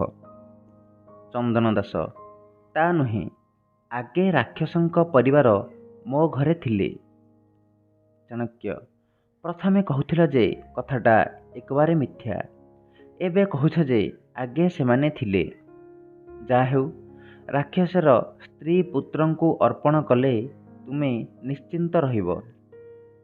ଚନ୍ଦନ ଦାସ, ଆର୍ଯ୍ୟ, ମୁଁ କହୁଛି ଯେ ସେମାନେ ଆଗେ ମୋ ଘରେ ଥିଲେ, ଏବେ ନାହାନ୍ତି। ଚାଣକ୍ୟ, ତେବେ କେଉଁଠାକୁ ଗଲେ? ଚନ୍ଦନ ଦାସ, ମୁଁ ଜାଣେ ନାହିଁ। ଚାଣକ୍ୟ, ଦେଖ, ମୁଣ୍ଡ ଉପରେ ବିଷଧର ସାପ ଝୁଲିଲା ବେଳେ ହିମାଳୟରେ ଥିବା ଔଷଧ କାର୍ଯ୍ୟରେ ଲାଗିପାରେ କି? ଏହି ସମୟରେ କିଛି ଦୂରରେ କୋଳାହଳ ଶୁଣାଯିବାରୁ ଏଥିର କାରଣ ବୁଝି ଆସିବା ପାଇଁ ଚାଣକ୍ୟ ଶିଷ୍ୟଙ୍କୁ ଆଦେଶ ଦେଲେ। ଶିଷ୍ୟ ବୁଝି ଆସି ଜଣାଇଲେ ଯେ ବୌଦ୍ଧ ସନ୍ନ୍ୟାସୀ ଜୀବସିଦ୍ଧି ରାଜାଙ୍କର ବିରୁଦ୍ଧ କାର୍ଯ୍ୟ କରିଥିବାରୁ ନଗରରୁ ବିତାଡ଼ିତ ହେଉଅଛି। ଚାଣକ୍ୟ, ଶ୍ରେଷ୍ଠୀ, ମୋର କଥା ମାନ। ରାଜବିରୋଧୀମାନଙ୍କର ଦଶା କ'ଣ ହୁଏ ତ ଦେଖୁଛ। ରାକ୍ଷସର ସ୍ତ୍ରୀ ପୁତ୍ରଙ୍କୁ ସମର୍ପଣ କରି ଚିରକାଳ ରାଜାନୁଗ୍ରହ ଭୋଗ କର। ଚନ୍ଦନ ଦାସ, ମୋ ଗୃହରେ ରାକ୍ଷସର ପୁତ୍ର କଳତ୍ର କେହି ନାହାନ୍ତି। ପୁନରାୟ ରାଜପଥରେ କୋଳାହଳ ଶ୍ରୁତିଗୋଚର ହେଲା। ଚାଣକ୍ୟଙ୍କ ଆଦେଶରେ ଶିଷ୍ୟ ଏହାର କାରଣ ଅନୁସନ୍ଧାନ କରି ଜଣାଇଲା, ଗୁରୁଦେବ, ରାଜଦ୍ରୋହ ଅପରାଧ ହେତୁ କାୟସ୍ଥ ଶକଟ ଦାସକୁ ଶୂଳି ଦେବା ଲାଗି ନିଆଯାଉଅଛି। ଚାଣକ୍ୟ, ଶକଟ ଦାସ ନିଜର କର୍ମଫଳ ଭୋଗୁ। ରାଜା ଚନ୍ଦ୍ରଗୁପ୍ତ ରାଜଦ୍ରୋହୀମାନଙ୍କ ପ୍ରତି କଠୋର ଦଣ୍ଡବିଧାନ କରନ୍ତି। ତୁମ୍ଭେ ରାକ୍ଷସର ପୁତ୍ର କଳତ୍ରକୁ ଆଶ୍ରୟ ଦେଇଥିବା ଅପରାଧରେ ଅପରାଧୀ। ଏବେ ମୋର ଉପଦେଶ, ପରର ସ୍ତ୍ରୀ ପୁତ୍ରଙ୍କୁ ସମର୍ପଣ କରି ନିଜର ସ୍ତ୍ରୀ ପୁତ୍ରଙ୍କୁ ରକ୍ଷା କର। ଚନ୍ଦନ ଦାସ ଆର୍ଯ୍ୟ, ମୋତେ ଏ କି ଭୟ ଦେଖାଉଛନ୍ତି? ସେମାନେ ମୋ ଗୃହରେ ଆଶ୍ରୟ ନେଇଥିଲେ ସୁଦ୍ଧା ମୁଁ ସେମାନଙ୍କୁ ସମର୍ପଣ କରନ୍ତି ନାହିଁ। ସେମାନେ ଯେତେବେଳେ ମୋ ଘରେ ନାହାନ୍ତି ସେତେବେଳେ ଏ ପ୍ରଶ୍ନ କାହିଁକି? ଚାଣକ୍ୟ, ଏହା ହିଁ କ'ଣ ତୁମ୍ଭର ନିଶ୍ଚୟ? ଚନ୍ଦ୍ର ଦାସ ହଁ, ନିଶ୍ଚୟ। ଚାଣକ୍ୟ ମନେ ମନେ ଚନ୍ଦନ ଦାସଙ୍କର ବନ୍ଧୁତ୍ୱ ଓ ଚରିତ୍ରର ପ୍ରଶଂସା ନ କରି ରହିପାରିଲେ ନାହିଁ। ପରକ୍ଷଣରେ କୋପ ପ୍ରକାଶ କରି କହିଲେ, ଆରେ ଦୁଷ୍ଟ ବଣିକ, ତୋତେ ରାଜକ୍ରୋଧାନଳରେ ଦଗ୍ଧୀଭୂତ ହେବାକୁ ପଡ଼ିବ। ଚନ୍ଦନ ଦାସ ସେଥିପାଇଁ ମୁଁ ପ୍ରସ୍ତୁତ। ଆପଣଙ୍କ କ୍ଷମତା ଦ୍ୱାରା ଯାହା ହୋଇପାରେ ତାହା କରିପାରନ୍ତି। ଚାଣକ୍ୟ ବେଶ୍, ସାରଙ୍ଗରବ, ଯାଅ। ଦୁର୍ଗ ରକ୍ଷକ ବିଜୟପାଳକଙ୍କୁ ଆଦେଶ ଦିଅ ଯେ ଏହି ବଣିକର ସମସ୍ତ ଧନ ରାଜକୋଷକୁ ନେଇ ଏହାର ପୁତ୍ର କଳତ୍ରଙ୍କୁ ବନ୍ଦୀ କରି ରଖିବେ। ମୁଁ ଚନ୍ଦ୍ରଗୁପ୍ତଙ୍କୁ ସମ୍ବାଦ ଦିଏ, ସେ ସ୍ୱୟଂ ଏହାର ଉପଯୁକ୍ତ ଦଣ୍ଡାଦେଶ ଦେବେ। ଶିଷ୍ୟ ଆଦେଶ ପାଳନାର୍ଥ ପ୍ରସ୍ଥାନ କଲା। ଚନ୍ଦନ ଦାସ କହିଲେ, ଆର୍ଯ୍ୟ, ମୁଁ ମିତ୍ର କାର୍ଯ୍ୟରେ ପ୍ରାଣ ଦେବାକୁ ଯାଉଛି, ନିଜ ଦୋଷରୁ ନୁହେଁ, ତେଣୁ ଦୁଃଖ ନାହିଁ। ଏହି ସମୟରେ ପୁନରାୟ ରାଜପଥରେ କୋଳାହଳ ଶୁଣାଗଲା। ଚାଣକ୍ୟଙ୍କ ଆଦେଶରେ ଶିଷ୍ୟ ଏଥିର କାରଣ ବୁଝି ଜଣାଇଲା ଯେ ଶକଟ ଦାସକୁ ଶୂଳୀକୁ ନିଆଯାଉଥିବା ସମୟରେ ସିଦ୍ଧାର୍ଥକ ତାହାକୁ ନେଇ ପଳାଇଛି। ଚାଣକ୍ୟ ମନେ ମନେ ସିଦ୍ଧାର୍ଥକର କାର୍ଯ୍ୟ କୁଶଳତାର ପ୍ରଶଂସା କରି କହିଲେ, ବତ୍ସ, ଯାଅ, ଶୀଘ୍ର ଭାଗୁରାୟଣଙ୍କୁ ଡାକିଦିଅ। ଶିଷ୍ୟ ବାହାରୁ ଫେରିଆସି କହିଲା, ଗୁରୁଦେବ, ବଡ଼ ଦୁଃଖର କଥା, ଭାଗୁରାୟଣ ମଧ୍ୟ ତା ସହିତ ଚାଲି ଯାଇଅଛନ୍ତି। ଚାଣକ୍ୟ ମନେ ମନେ ଆନନ୍ଦିତ ହେଲେ ସତ୍ୟ, କିନ୍ତୁ ମୁଖରେ ବିଷାଦ ଭାବ ପ୍ରକାଶ କରି କହିଲେ, ବତ୍ସ, ଯାଅ, ଭଦ୍ରଭଟ୍ଟ ପ୍ରଭୃତିଙ୍କୁ କୁହ ଯେ ସେମାନେ ଶୀଘ୍ର ଯାଇ ଦୁଷ୍ଟ ଭାଗୁରାୟଣଙ୍କୁ ଧରି ଆଣନ୍ତୁ। ଶିଷ୍ୟ ଅଳ୍ପ ସମୟ ମଧ୍ୟରେ ଫେରିଆସି ଜଣାଇଲା ଯେ ସେମାନେ ମଧ୍ୟ ଚାଲି ଯାଇଅଛନ୍ତି। ଚାଣକ୍ୟ ନିଜ କୌଶଳର ସଫଳତା ଦେଖି ଆନନ୍ଦ ଅନୁଭବ କଲେ। ଭାଗ 2। ଅମାତ୍ୟ ରାକ୍ଷସ ଶିବିର ମଧ୍ୟରେ ବସି ଗଭୀର ଚିନ୍ତାରେ ମଗ୍ନ ଥିଲେ। ଏକ ପକ୍ଷରେ ସେ ଏକାକୀ, ଅପର ପକ୍ଷରେ ପ୍ରବଳ ପରାକ୍ରାନ୍ତ ଚନ୍ଦ୍ରଗୁପ୍ତ ଓ ତାଙ୍କ ସହିତ ଅତୁଳ କୂଟନୀତିଜ୍ଞ ଚାଣକ୍ୟ। ଅବଶ୍ୟ ପ୍ରବର୍ତ୍ତକଙ୍କ ପୁତ୍ର ମଳୟକେତୁ ତାଙ୍କ ପକ୍ଷରେ ଯୋଗ ଦେଇଥିଲେ, କିନ୍ତୁ କୂଟନୀତି ବିଷୟରେ ସେ ଏକାନ୍ତ ଅନଭିଜ୍ଞ। ସକଳ ଉଦ୍ୟମ ଓ ଅଧ୍ୟବସାୟ ସତ୍ତ୍ୱେ ଚାଣକ୍ୟଙ୍କୁ ପରାସ୍ତ କରିବାର ଆଶା ଦେଖାଯାଉନାହିଁ। କି ଉପାୟରେ ଚନ୍ଦ୍ରଗୁପ୍ତଙ୍କୁ ପରାଜିତ କରି ମଳୟକେତୁଙ୍କୁ ସିଂହାସନରେ ବସାଇ ପ୍ରଭୁ ହତ୍ୟାର ପ୍ରତିଶୋଧ ନେବେ, ତାହା ହିଁ ତାଙ୍କର ପ୍ରଧାନ ଚିନ୍ତା। ସେ ପୁଣି ଭାବିବାକୁ ଲାଗିଲେ, ବନ୍ଧୁବର ଚନ୍ଦନ ଦାସଙ୍କ ଗୃହରେ ପରିବାରକୁ ଆଶ୍ରୟ ଦେଇ ଆସିଛି। ବିଷ ପ୍ରଦାନ ଦ୍ୱାରା ଚନ୍ଦ୍ରଗୁପ୍ତଙ୍କୁ ହତ୍ୟା କରିବା ପାଇଁ ଲୋକ ନିଯୁକ୍ତ ଅଛନ୍ତି। ସେମାନଙ୍କୁ ବଶୀଭୂତ କରିବା ନିମନ୍ତେ ବନ୍ଧୁ ଶକଟ ଦାସ ନିଶ୍ଚୟ ଅର୍ଥ ବ୍ୟୟ କରିବାରେ କୁଣ୍ଠା ପ୍ରକାଶ କରିବେ ନାହିଁ। ଶତ୍ରୁମାନଙ୍କ ଏକତା ଭଙ୍ଗ କରିବା ଉଦ୍ଦେଶ୍ୟରେ ଜୀବସିଦ୍ଧି ପ୍ରଭୃତିଙ୍କୁ ନିଯୁକ୍ତି କରିଛି। ଯଦି ଦୈବ ପ୍ରତିକୂଳ ନ ହୁଏ ମୁଁ ନିଶ୍ଚୟ ଲକ୍ଷ୍ୟ ସାଧନ କରିବି। ଏହି ସମୟରେ ଜନୈକ ବୃଦ୍ଧ ପରିଚାରକ ଉପସ୍ଥିତ ହୋଇ ଜଣାଇଲେ, ଅମାତ୍ୟ କୁମାର ମଳୟକେତୁ କହିଅଛନ୍ତି ଯେ ଆପଣ ଅନେକ ଦିନ ହେଲା ସକଳ ପ୍ରକାର ବେଶଭୂଷା ତ୍ୟାଗ କରିଥିବାରୁ ତାଙ୍କ ମନରେ କଷ୍ଟ ହୋଇଛି। ଅବଶ୍ୟ ପ୍ରଭୁଙ୍କ ବିନାଶରେ ଆପଣଙ୍କର ଶୋକ ସ୍ୱାଭାବିକ, ତଥାପି ତାଙ୍କର ଅନୁରୋଧ ଯେ ଆପଣ ଉପଯୁକ୍ତ ବେଶଭୂଷା ପରିଧାନ କରନ୍ତୁ। ସେଥିପାଇଁ ସେ ନିଜର କେତେକ ଆଭରଣ ଶରୀରରୁ ବାହାର କରି ଆପଣଙ୍କ ନିକଟକୁ ପଠାଇଛନ୍ତି।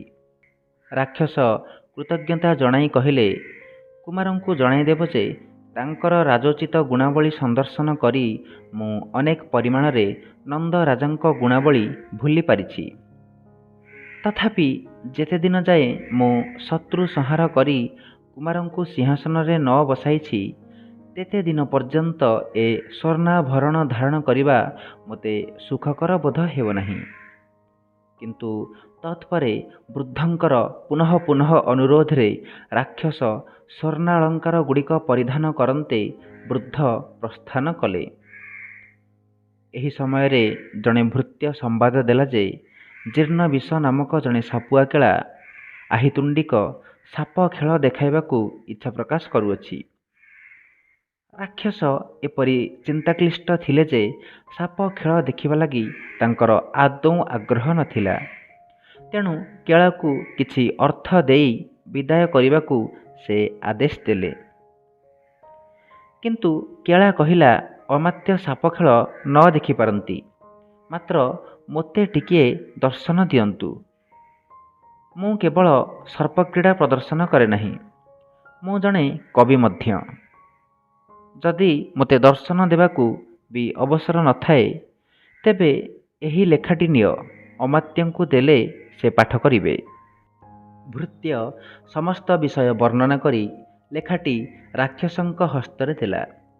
ଲେଖାଟିରୁ ରାକ୍ଷସ ବୁଝିପାରିଲେ ଯେ ଏହି ସାପୁଆ କେଳା ତାଙ୍କର ଗୁପ୍ତଚର ବିରାଧଗୁପ୍ତ ବିନା ଅନ୍ୟ କେହି ନୁହେଁ। ସେ ତତ୍କ୍ଷଣାତ୍ ତାକୁ ନିଜ ପାଖକୁ ଡକାଇ ଆଣିଲେ। ବିରାଧଗୁପ୍ତ ପୁଷ୍ପପୁରର ସମ୍ବାଦ କହିବାକୁ ଲାଗିଲେ। ଶକ, ଯବନ, କିରାତ, କାମ୍ବୋଜ, ପାରସିକ, ବାଲ୍ମିକ ପ୍ରଭୃତି ଦେଶର ସୈନ୍ୟ ଓ ପ୍ରବର୍ତ୍ତକଙ୍କ ରାଜ୍ୟର ସୈନ୍ୟମାନଙ୍କୁ ଘେନି ଚନ୍ଦ୍ରଗୁପ୍ତ ପୁଷ୍ପପୁରକୁ ଚତୁର୍ଦିଗରୁ ଅବରୋଧ କରିଅଛନ୍ତି। ବହୁଦିନ ଅବରୋଧ ପରେ ସର୍ବାର୍ଥ ସିଦ୍ଧି ପୁରବାସୀଙ୍କ ଅନୁମତି ନେଇ ଗୁପ୍ତ ମାର୍ଗରେ ଚାଲିଯିବାରୁ ଆପଣଙ୍କ ସୈନ୍ୟମାନେ ଶିଥିଳ ହୋଇପଡ଼ିଲେ। ଚନ୍ଦ୍ରଗୁପ୍ତଙ୍କର ଜୟ ଘୋଷଣାରେ ବ୍ୟାଘାତ ହେଲେ ରାଜଦଣ୍ଡ ଭୋଗିବା ଆଶାରେ ଆପଣଙ୍କ ଲୋକେ ନଗରରୁ ସୁଡ଼ଙ୍ଗ ବାଟେ ବାହାରକୁ ପଳାଇଗଲେ। ଇତ୍ୟବସରରେ ଚନ୍ଦ୍ରଗୁପ୍ତଙ୍କ ବିନାଶ ଲାଗି ସ୍ଥାପିତ ବିଷକନ୍ୟା ଦ୍ୱାରା ନିରପରାଧ ପ୍ରବର୍ତ୍ତକଙ୍କର ମୃତ୍ୟୁ ଘଟିଛି। ନିଜର ଚେଷ୍ଟା ବିଫଳ ହୋଇଥିବାର ଶୁଣି ରାକ୍ଷସ ନିତାନ୍ତ ଦୁଃଖିତ ହୋଇପଡ଼ିଲେ। ଛଦ୍ମବେଶୀ ବିରାଧଗୁପ୍ତ କହିଲେ, ଅମାତ୍ୟ ପ୍ରବର୍ତ୍ତକଙ୍କ ମୃତ୍ୟୁ ପରେ ଭୀତ ହୋଇ କୁମାର ମଳୟକେତୁ ପଳାୟନ କଲେ। ଦୁଷ୍ଟ ଚାଣକ୍ୟ ପ୍ରବର୍ତ୍ତକଙ୍କ ଭ୍ରାତା ବୈରାଚକଙ୍କର ବିଶ୍ୱାସଭାଜନ ହେଲା। ଚନ୍ଦ୍ରଗୁପ୍ତ ନନ୍ଦଙ୍କ ପ୍ରାସାଦରେ ପ୍ରବେଶ କରିବାର ଦିନ ସ୍ଥିର କରାଗଲା। ଚାଣକ୍ୟ ପୁରବାସୀଙ୍କୁ ଜଣାଇ ଦେଲେ ଯେ ଅର୍ଦ୍ଧରାତ୍ର ସମୟରେ ନୂତନ ରାଜା ନବର ପ୍ରବେଶ କରିବେ। ତେଣୁ ସୂତ୍ରଧରମାନେ ରାଜପୁରକୁ ପୂର୍ବଦ୍ୱାର ପାଖରୁ ସଜାଇ ରଖିବେ। ସେମାନେ ଚାଣକ୍ୟଙ୍କୁ ଜଣାଇଲେ, ମହାରାଜ, ଚନ୍ଦ୍ରଗୁପ୍ତ ନବର ପ୍ରବେଶ କରିବେ ବୋଲି ଦାରୁବର୍ମା ନଗରର ପ୍ରଥମ ଦ୍ୱାରଟି ସୁବର୍ଣ୍ଣ ତୋରଣାଦି ଦ୍ୱାରା ସୁସଜ୍ଜିତ କରି ରଖିଛି। ଚାଣକ୍ୟ ଦାରୁବର୍ମାଙ୍କୁ କହିଲେ, ମୋର ଆଦେଶ ପୂର୍ବରୁ ଦ୍ୱାରରେ ତୋରଣ ପ୍ରଭୃତି ନିର୍ମାଣ କରିଥିବାରୁ ମୁଁ ବିଶେଷ ସନ୍ତୁଷ୍ଟ। ସେ ଶୀଘ୍ର ଏଥିପାଇଁ ଉପଯୁକ୍ତ ପୁରସ୍କାର ପାଇବ। ପୁରବାସୀ ଓ ଶିଳ୍ପୀମାନେ ଜାଣିଲେ ଯେ ଠିକ୍ ଅର୍ଦ୍ଧରାତ୍ର ସମୟରେ ଚନ୍ଦ୍ରଗୁପ୍ତ ରାଜନବରରେ ପ୍ରବେଶ କରିବେ। କିନ୍ତୁ ଠିକ୍ ସେତିକିବେଳେ ଚାଣକ୍ୟ ପ୍ରବର୍ତ୍ତକ ଭ୍ରାତା ବୈରୋଚକଙ୍କୁ ଚନ୍ଦ୍ରଗୁପ୍ତଙ୍କ ସହ ଏକାସନରେ ବସାଇ ପୂର୍ବ ପ୍ରତିଶ୍ରୁତି ଅନୁସାରେ ରାଜ୍ୟ ବିଭାଗ କରିଦେଲେ। ତତ୍ପରେ ବୈରୋଚକ ସ୍ୱଚ୍ଛ ମଣିମୁକ୍ତା ଖଚିତ କଞ୍ଚୁକ ପରିଧାନ କରି ମସ୍ତକରେ ମଣିମୟ ମୁକୁଟ ଧାରଣ କରି ସୁବାସିତ ପୁଷ୍ପମାଲ୍ୟ ବକ୍ଷରେ ଲମ୍ବାଇ ଦେଲେ। ଚନ୍ଦ୍ରଗୁପ୍ତଙ୍କ ନିମନ୍ତେ ଚନ୍ଦ୍ରଲେଖା ନାମକ ଗୋଟିଏ ହାତୀ ରଖାଯାଇଥିଲା। ଚାଣକ୍ୟ ସେଥିରେ ବୈରୋଚକଙ୍କୁ ବସାଇ ଚନ୍ଦ୍ରଗୁପ୍ତଙ୍କ ଅନୁଚରଙ୍କ ସହିତ ରାଜପୁରକୁ ପ୍ରେରଣ କଲେ। ତାଙ୍କୁ ଚନ୍ଦ୍ରଗୁପ୍ତ ମନେକରି ଆପଣଙ୍କ ପ୍ରସ୍ତାବ ମତେ ଦାରୁବର୍ମା ଯନ୍ତ୍ର ତୋରଣଟିକୁ ତାଙ୍କ ଉପରେ ନିପାତିତ କଲା। ଫଳରେ ବୈରୋଚକଙ୍କର ମୃତ୍ୟୁ ଘଟିଲା। ଲୋକମାନେ ଲୋଷ୍ଟ୍ରାଘାତରେ ଦାରୁମର୍ମାଙ୍କୁ ମଧ୍ୟ ବିନାଶ କଲେ। ଏହି ସମ୍ବାଦରେ ରାକ୍ଷସ ନିତାନ୍ତ ମର୍ମାହତ ହୋଇପଡ଼ିଲେ। ଚାଣକ୍ୟର କୌଶଳରେ ତାଙ୍କର କୌଶଳ ବ୍ୟର୍ଥ। ତାଙ୍କର ପ୍ରିୟ ବନ୍ଧୁ ଦାରୁବର୍ମା ମୃତ। ବୈରୋଚକଙ୍କର ମୃତ୍ୟୁରେ ଚାଣକ୍ୟଙ୍କର ବରଂ ଲାଭ। ଏବେ ମଗଧ ରାଜ୍ୟର ଅର୍ଦ୍ଧେକ ଦାବି କରିବାକୁ କେହି ରହିଲେ ନାହିଁ। ରାକ୍ଷସ ପ୍ରଶ୍ନ କଲେ, ଆଚ୍ଛା, ଅଭୟଦତ୍ତ ବୈଦ୍ୟଙ୍କୁ ନିଯୁକ୍ତ କରିଥିଲି, ସେ କ'ଣ କଲେ? ବିରାଧଗୁପ୍ତ କହିଲେ, ସେ ଯାହା କରିବାର କଥା ସବୁ କରିଅଛନ୍ତି। ବିଷ ଚୂର୍ଣ୍ଣ ମିଶ୍ରିତ ଔଷଧ ପ୍ରସ୍ତୁତ କରି ଚନ୍ଦ୍ରଗୁପ୍ତଙ୍କୁ ସେ ଖାଇବାକୁ ଦେଇଥିଲେ। ଯେଉଁ ସୁବର୍ଣ୍ଣ ପାତ୍ରରେ ଔଷଧ ଦିଆଗଲା, ତାହାର ବର୍ଣ୍ଣ ପରିବର୍ତ୍ତନ ଦେଖି ଦୁଷ୍ଟ ଚାଣକ୍ୟ ତାହା ଚନ୍ଦ୍ରଗୁପ୍ତଙ୍କୁ ନ ଦେଇ ଅଭୟଦତ୍ତଙ୍କୁ ପିଆଇଲା।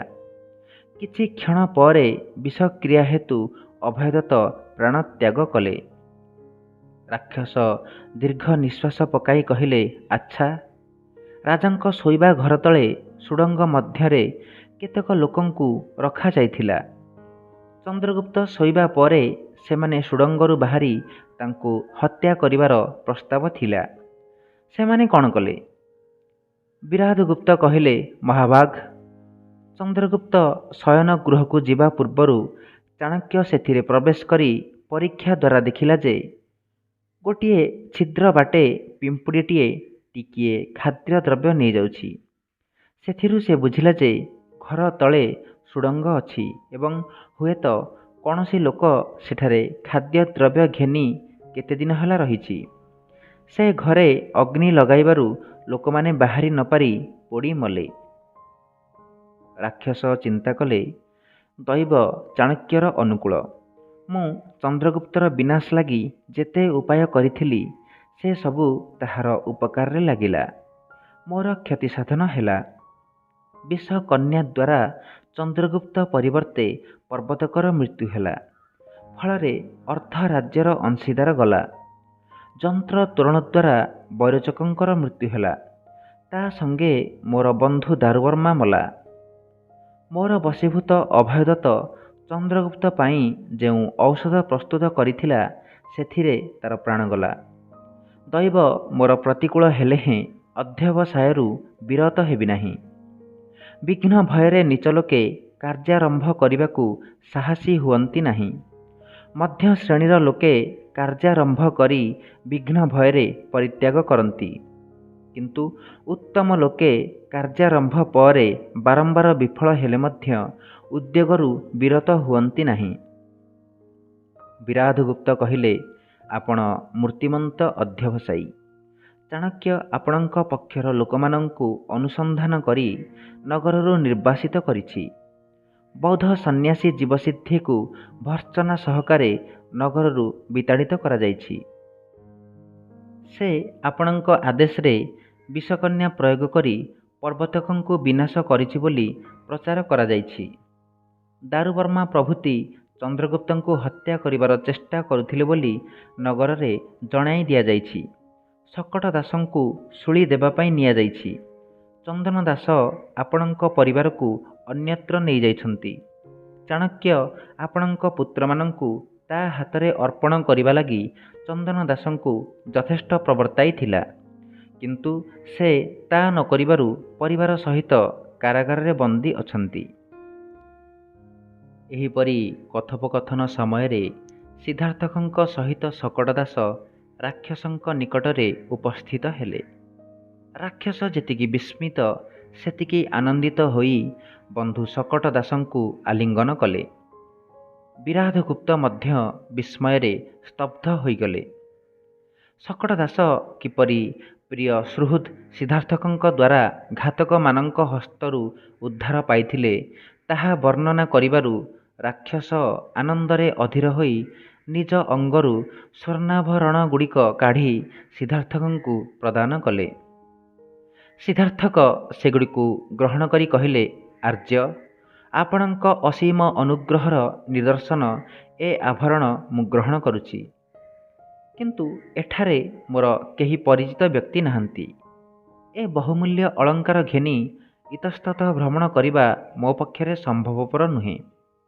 ତେଣୁ ମୋର ଅନୁରୋଧ, ଏଗୁଡ଼ିକ ଗୋଟିଏ ଥଳିରେ ରଖି ମୁଦ୍ରାଙ୍କିତ କରି ଆପଣଙ୍କ ଭଣ୍ଡାରରେ ରଖିଯିବି।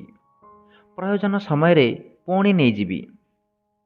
ଏହା କହି ସିଦ୍ଧାର୍ଥକ ଅଙ୍ଗୁରୀୟ ମୁଦ୍ରାଟି ବଢ଼ାଇ ଦେଲେ। ଶକଟ ଦାସ ବିସ୍ମିତ ହୋଇ ଦେଖିଲେ ଯେ ଏହା ଅମାତ୍ୟ ରାକ୍ଷସଙ୍କ ନାମାଙ୍କିତ ଅଙ୍ଗୁରୀୟ ମୁଦ୍ରା। ସେ ରାକ୍ଷସଙ୍କୁ ଚାହିଁ ରହିଲେ। ତହୁଁ ରାକ୍ଷସ କହିଲେ, ନଗରରୁ ପଳାଇ ଆସିବା ସମୟରେ ମୋର ସ୍ତ୍ରୀ ଏ ମୁଦ୍ରିକାଟିକୁ ମୋ ଠାରୁ ରଖିଥିଲେ। ସଖେ ସିଦ୍ଧାର୍ଥକ, ତୁମ୍ଭେ ଏହାକୁ କିପରି ପାଇଲ? ସିଦ୍ଧାର୍ଥକ ଉତ୍ତର କଲେ, ମହାଭାଗ, ପୁଷ୍ପପୁରରେ ଜଣେ ରତ୍ନ ବ୍ୟବସାୟୀ ଶ୍ରେଷ୍ଠୀ ବାସ କରନ୍ତି। ତାଙ୍କର ନାମ ଚନ୍ଦନ ଦାସ। ଦିନେ ତାଙ୍କ ଘରକୁ ଯାଇଥିଲି। ଅଗଣାରେ ଏଇଟି ପଡ଼ିଥିବାର ଦେଖି ଘେନି ଆସିଲି। ଶକଟ ଦାସ, ବନ୍ଧୁ, ଏ ମୁଦ୍ରିକାଟିରେ ଅମାତ୍ୟଙ୍କର ନାମ ଉତ୍କୀର୍ଣ୍ଣ। ଅମାତ୍ୟ ରାକ୍ଷସ ଆପଣଙ୍କୁ ବହୁ ଅର୍ଥ ପ୍ରଦାନ କରି ସନ୍ତୁଷ୍ଟ କରିବେ। ମୁଦ୍ରିକାଟି ପ୍ରଦାନ କରନ୍ତୁ। ସିଦ୍ଧାର୍ଥକ, ଅମାତ୍ୟ ତାଙ୍କର ମୁଦ୍ରିକାଟି ଗ୍ରହଣ କରିବା ହିଁ ମୋ ପ୍ରତି ପରମ ଅନୁଗ୍ରହ। ରାକ୍ଷସ, ବନ୍ଧୁ ଶକଟ ଦାସ, ତୁମେ ସର୍ବଦା ମୋର ପତ୍ରାଦି ଲେଖ ଓ ମୁଦ୍ରାଙ୍କିତ କର। ଅତଏବ ଏ ମୁଦ୍ରିକାଟି ତୁମ୍ଭ ପାଖରେ ଥିଲେ ବ୍ୟବହାରରେ ଲାଗିବ।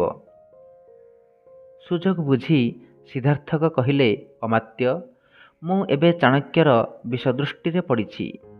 ପାଟଳୀପୁତ୍ରରେ ପୁନଃ ପ୍ରବେଶ କରିବା ଅର୍ଥ ମୋର ମୃତ୍ୟୁ। ଆପଣଙ୍କ ପାଦସେବାରେ ଏ ଅଧମକୁ ନିଯୁକ୍ତ କଲେ କୃତାର୍ଥ ହେବି। ରାକ୍ଷସ ଅକ୍ଲେଶରେ ସିଦ୍ଧାର୍ଥକଙ୍କୁ ନିଜର ଅନୁଚର ରୂପେ ଗ୍ରହଣ କଲେ। ରାକ୍ଷସ ଅନ୍ୟ ସମସ୍ତ ସମ୍ବାଦ ଜାଣିବାକୁ ଇଚ୍ଛା ପ୍ରକାଶ କରିବାରୁ ବିରାଧଗୁପ୍ତ କହିଲେ, ଏଥିମଧ୍ୟରେ ଚନ୍ଦ୍ରଗୁପ୍ତ ଓ ଚାଣକ୍ୟଙ୍କ ମଧ୍ୟରେ ପୂର୍ବ ପରି ଅଭିନ୍ନ ପ୍ରୀତି ନାହିଁ। ଚନ୍ଦ୍ରଗୁପ୍ତ ରାଜପଦ ଲାଭ ପରେ ଚାଣକ୍ୟଙ୍କୁ ସେତେ ଆଦର କରୁନାହାନ୍ତି। ଚାଣକ୍ୟ ମଧ୍ୟ ଚନ୍ଦ୍ରଗୁପ୍ତଙ୍କର ଆଦେଶ ପାଳନ କରିବାକୁ କୁଣ୍ଠିତ। ଦୁହିଁଙ୍କ ମଧ୍ୟରେ ବେଶ୍ ଟଣାଟଣି ଲାଗିଛି ବୋଲି ମୋର ମନେ ହୁଏ। ଏହା ଶୁଣି ରାକ୍ଷସ ଆଶ୍ୱସ୍ତ ହୋଇ ବିରାଧଗୁପ୍ତଙ୍କୁ କହିଲେ, ସଖେ, ତୁମେ ସେହି ସାପୁଆକେଳା ବେଶରେ ପୁଷ୍ପପୁରକୁ ଯାଇ କୌଶଳରେ ଆମର ତତ୍ରତ୍ୟ ବନ୍ଧୁ ସ୍ତନକଳସ ପ୍ରଭୃତିଙ୍କ ସାହାଯ୍ୟରେ ଦୁହିଁଙ୍କ ମଧ୍ୟରେ ବିରୋଧବହ୍ନିକୁ ଉତ୍ତେଜିତ କର। ଅତି ଗୋପନରେ ମୋ ନିକଟକୁ ସମ୍ବାଦ ଦେବ। ଜନୈକ ଭୃତ୍ୟ ଆସି ରାକ୍ଷସଙ୍କୁ 3ଟି ଅଳଙ୍କାର ଦେଖାଇ କହିଲା, ଏଗୁଡ଼ିକ ବିକ୍ରି କରିବାକୁ ଜଣେ ଆଣିଛି। ଶକଟ ଦାସ କହିଛନ୍ତି, ଦେଖନ୍ତୁ, ଆଦେଶ ହେଲେ କିଣିବେ। ରାକ୍ଷସ ଦେଖିଲେ ଅଳଙ୍କାର ଗୁଡ଼ିକ ଅତି ସୁନ୍ଦର। ତେଣୁ ସେଗୁଡ଼ିକ ଉପଯୁକ୍ତ ମୂଲ୍ୟରେ କିଣିବାକୁ ଆଦେଶ ଦେଲେ। ଭାଗ 3। ଚାଣକ୍ୟ ଓ ଚନ୍ଦ୍ରଗୁପ୍ତଙ୍କ ମଧ୍ୟରେ ଯେଉଁ ବିରୋଧ ଲାଗିଛି ବୋଲି ବିରାଧଗୁପ୍ତ କହିଥିଲେ, ତାହା ଆପାତତଃ ମିଥ୍ୟା ନୁହେଁ। କୌମୁଦୀ ଉତ୍ସବ ଦିନ ଉପସ୍ଥିତ। ମହାରାଜ ଚନ୍ଦ୍ରଗୁପ୍ତ ଘୋଷଣା ଦେଲେ ଯେ ପୁଷ୍ପପୁରରେ ଏହି ଉତ୍ସବ ବିପୁଳ ଆଡ଼ମ୍ବର ସହକାରେ ପ୍ରତିପାଳିତ ହେବ। କିନ୍ତୁ ଚାଣକ୍ୟ ଆଦେଶ କଲେ ଯେ କୌମୁଦୀ ଉତ୍ସବ ବନ୍ଦ କରାଯିବ। ରାଜା ଏହା ଶୁଣି ଚାଣକ୍ୟଙ୍କୁ ରାଜସଭାକୁ ଡକାଇ ପଠାଇଲେ। ରାଜା ଚନ୍ଦ୍ରଗୁପ୍ତ ସୁଗାଙ୍ଗ ପ୍ରାସାଦର ସଭାଗୃହରେ ଆସୀନ। ଚାଣକ୍ୟ ଉପସ୍ଥିତ ହୁଅନ୍ତେ ସେ ସିଂହାସନରୁ ଉଠି ତାଙ୍କୁ ଯଥାବିଧି ପ୍ରଣାମ କଲେ। ଉଭୟେ ଉପବେଶନ କଲାପରେ ଚାଣକ୍ୟ ପଚାରିଲେ, ମୋତେ ଡକାଇବାର ଅଭିପ୍ରାୟ କ'ଣ? ଚନ୍ଦ୍ରଗୁପ୍ତ, ଆପଣଙ୍କ ଦର୍ଶନ ଲାଭ କରି ଅନୁଗ୍ରହୀତ ହେବା। ଚାଣକ୍ୟ, ଏପରି ଉଦ୍ଦେଶ୍ୟରେ କ୍ଷମତାପନ୍ନ ପ୍ରଭୁ କି ଡାକିଥାନ୍ତି? ଚନ୍ଦ୍ରଗୁପ୍ତ, ଆର୍ଯ୍ୟ, ଆଚ୍ଛା, କୌମୁଦୀ ଉତ୍ସବ ନିଷେଧ କରିବା ଦ୍ୱାରା କି ଲାଭ?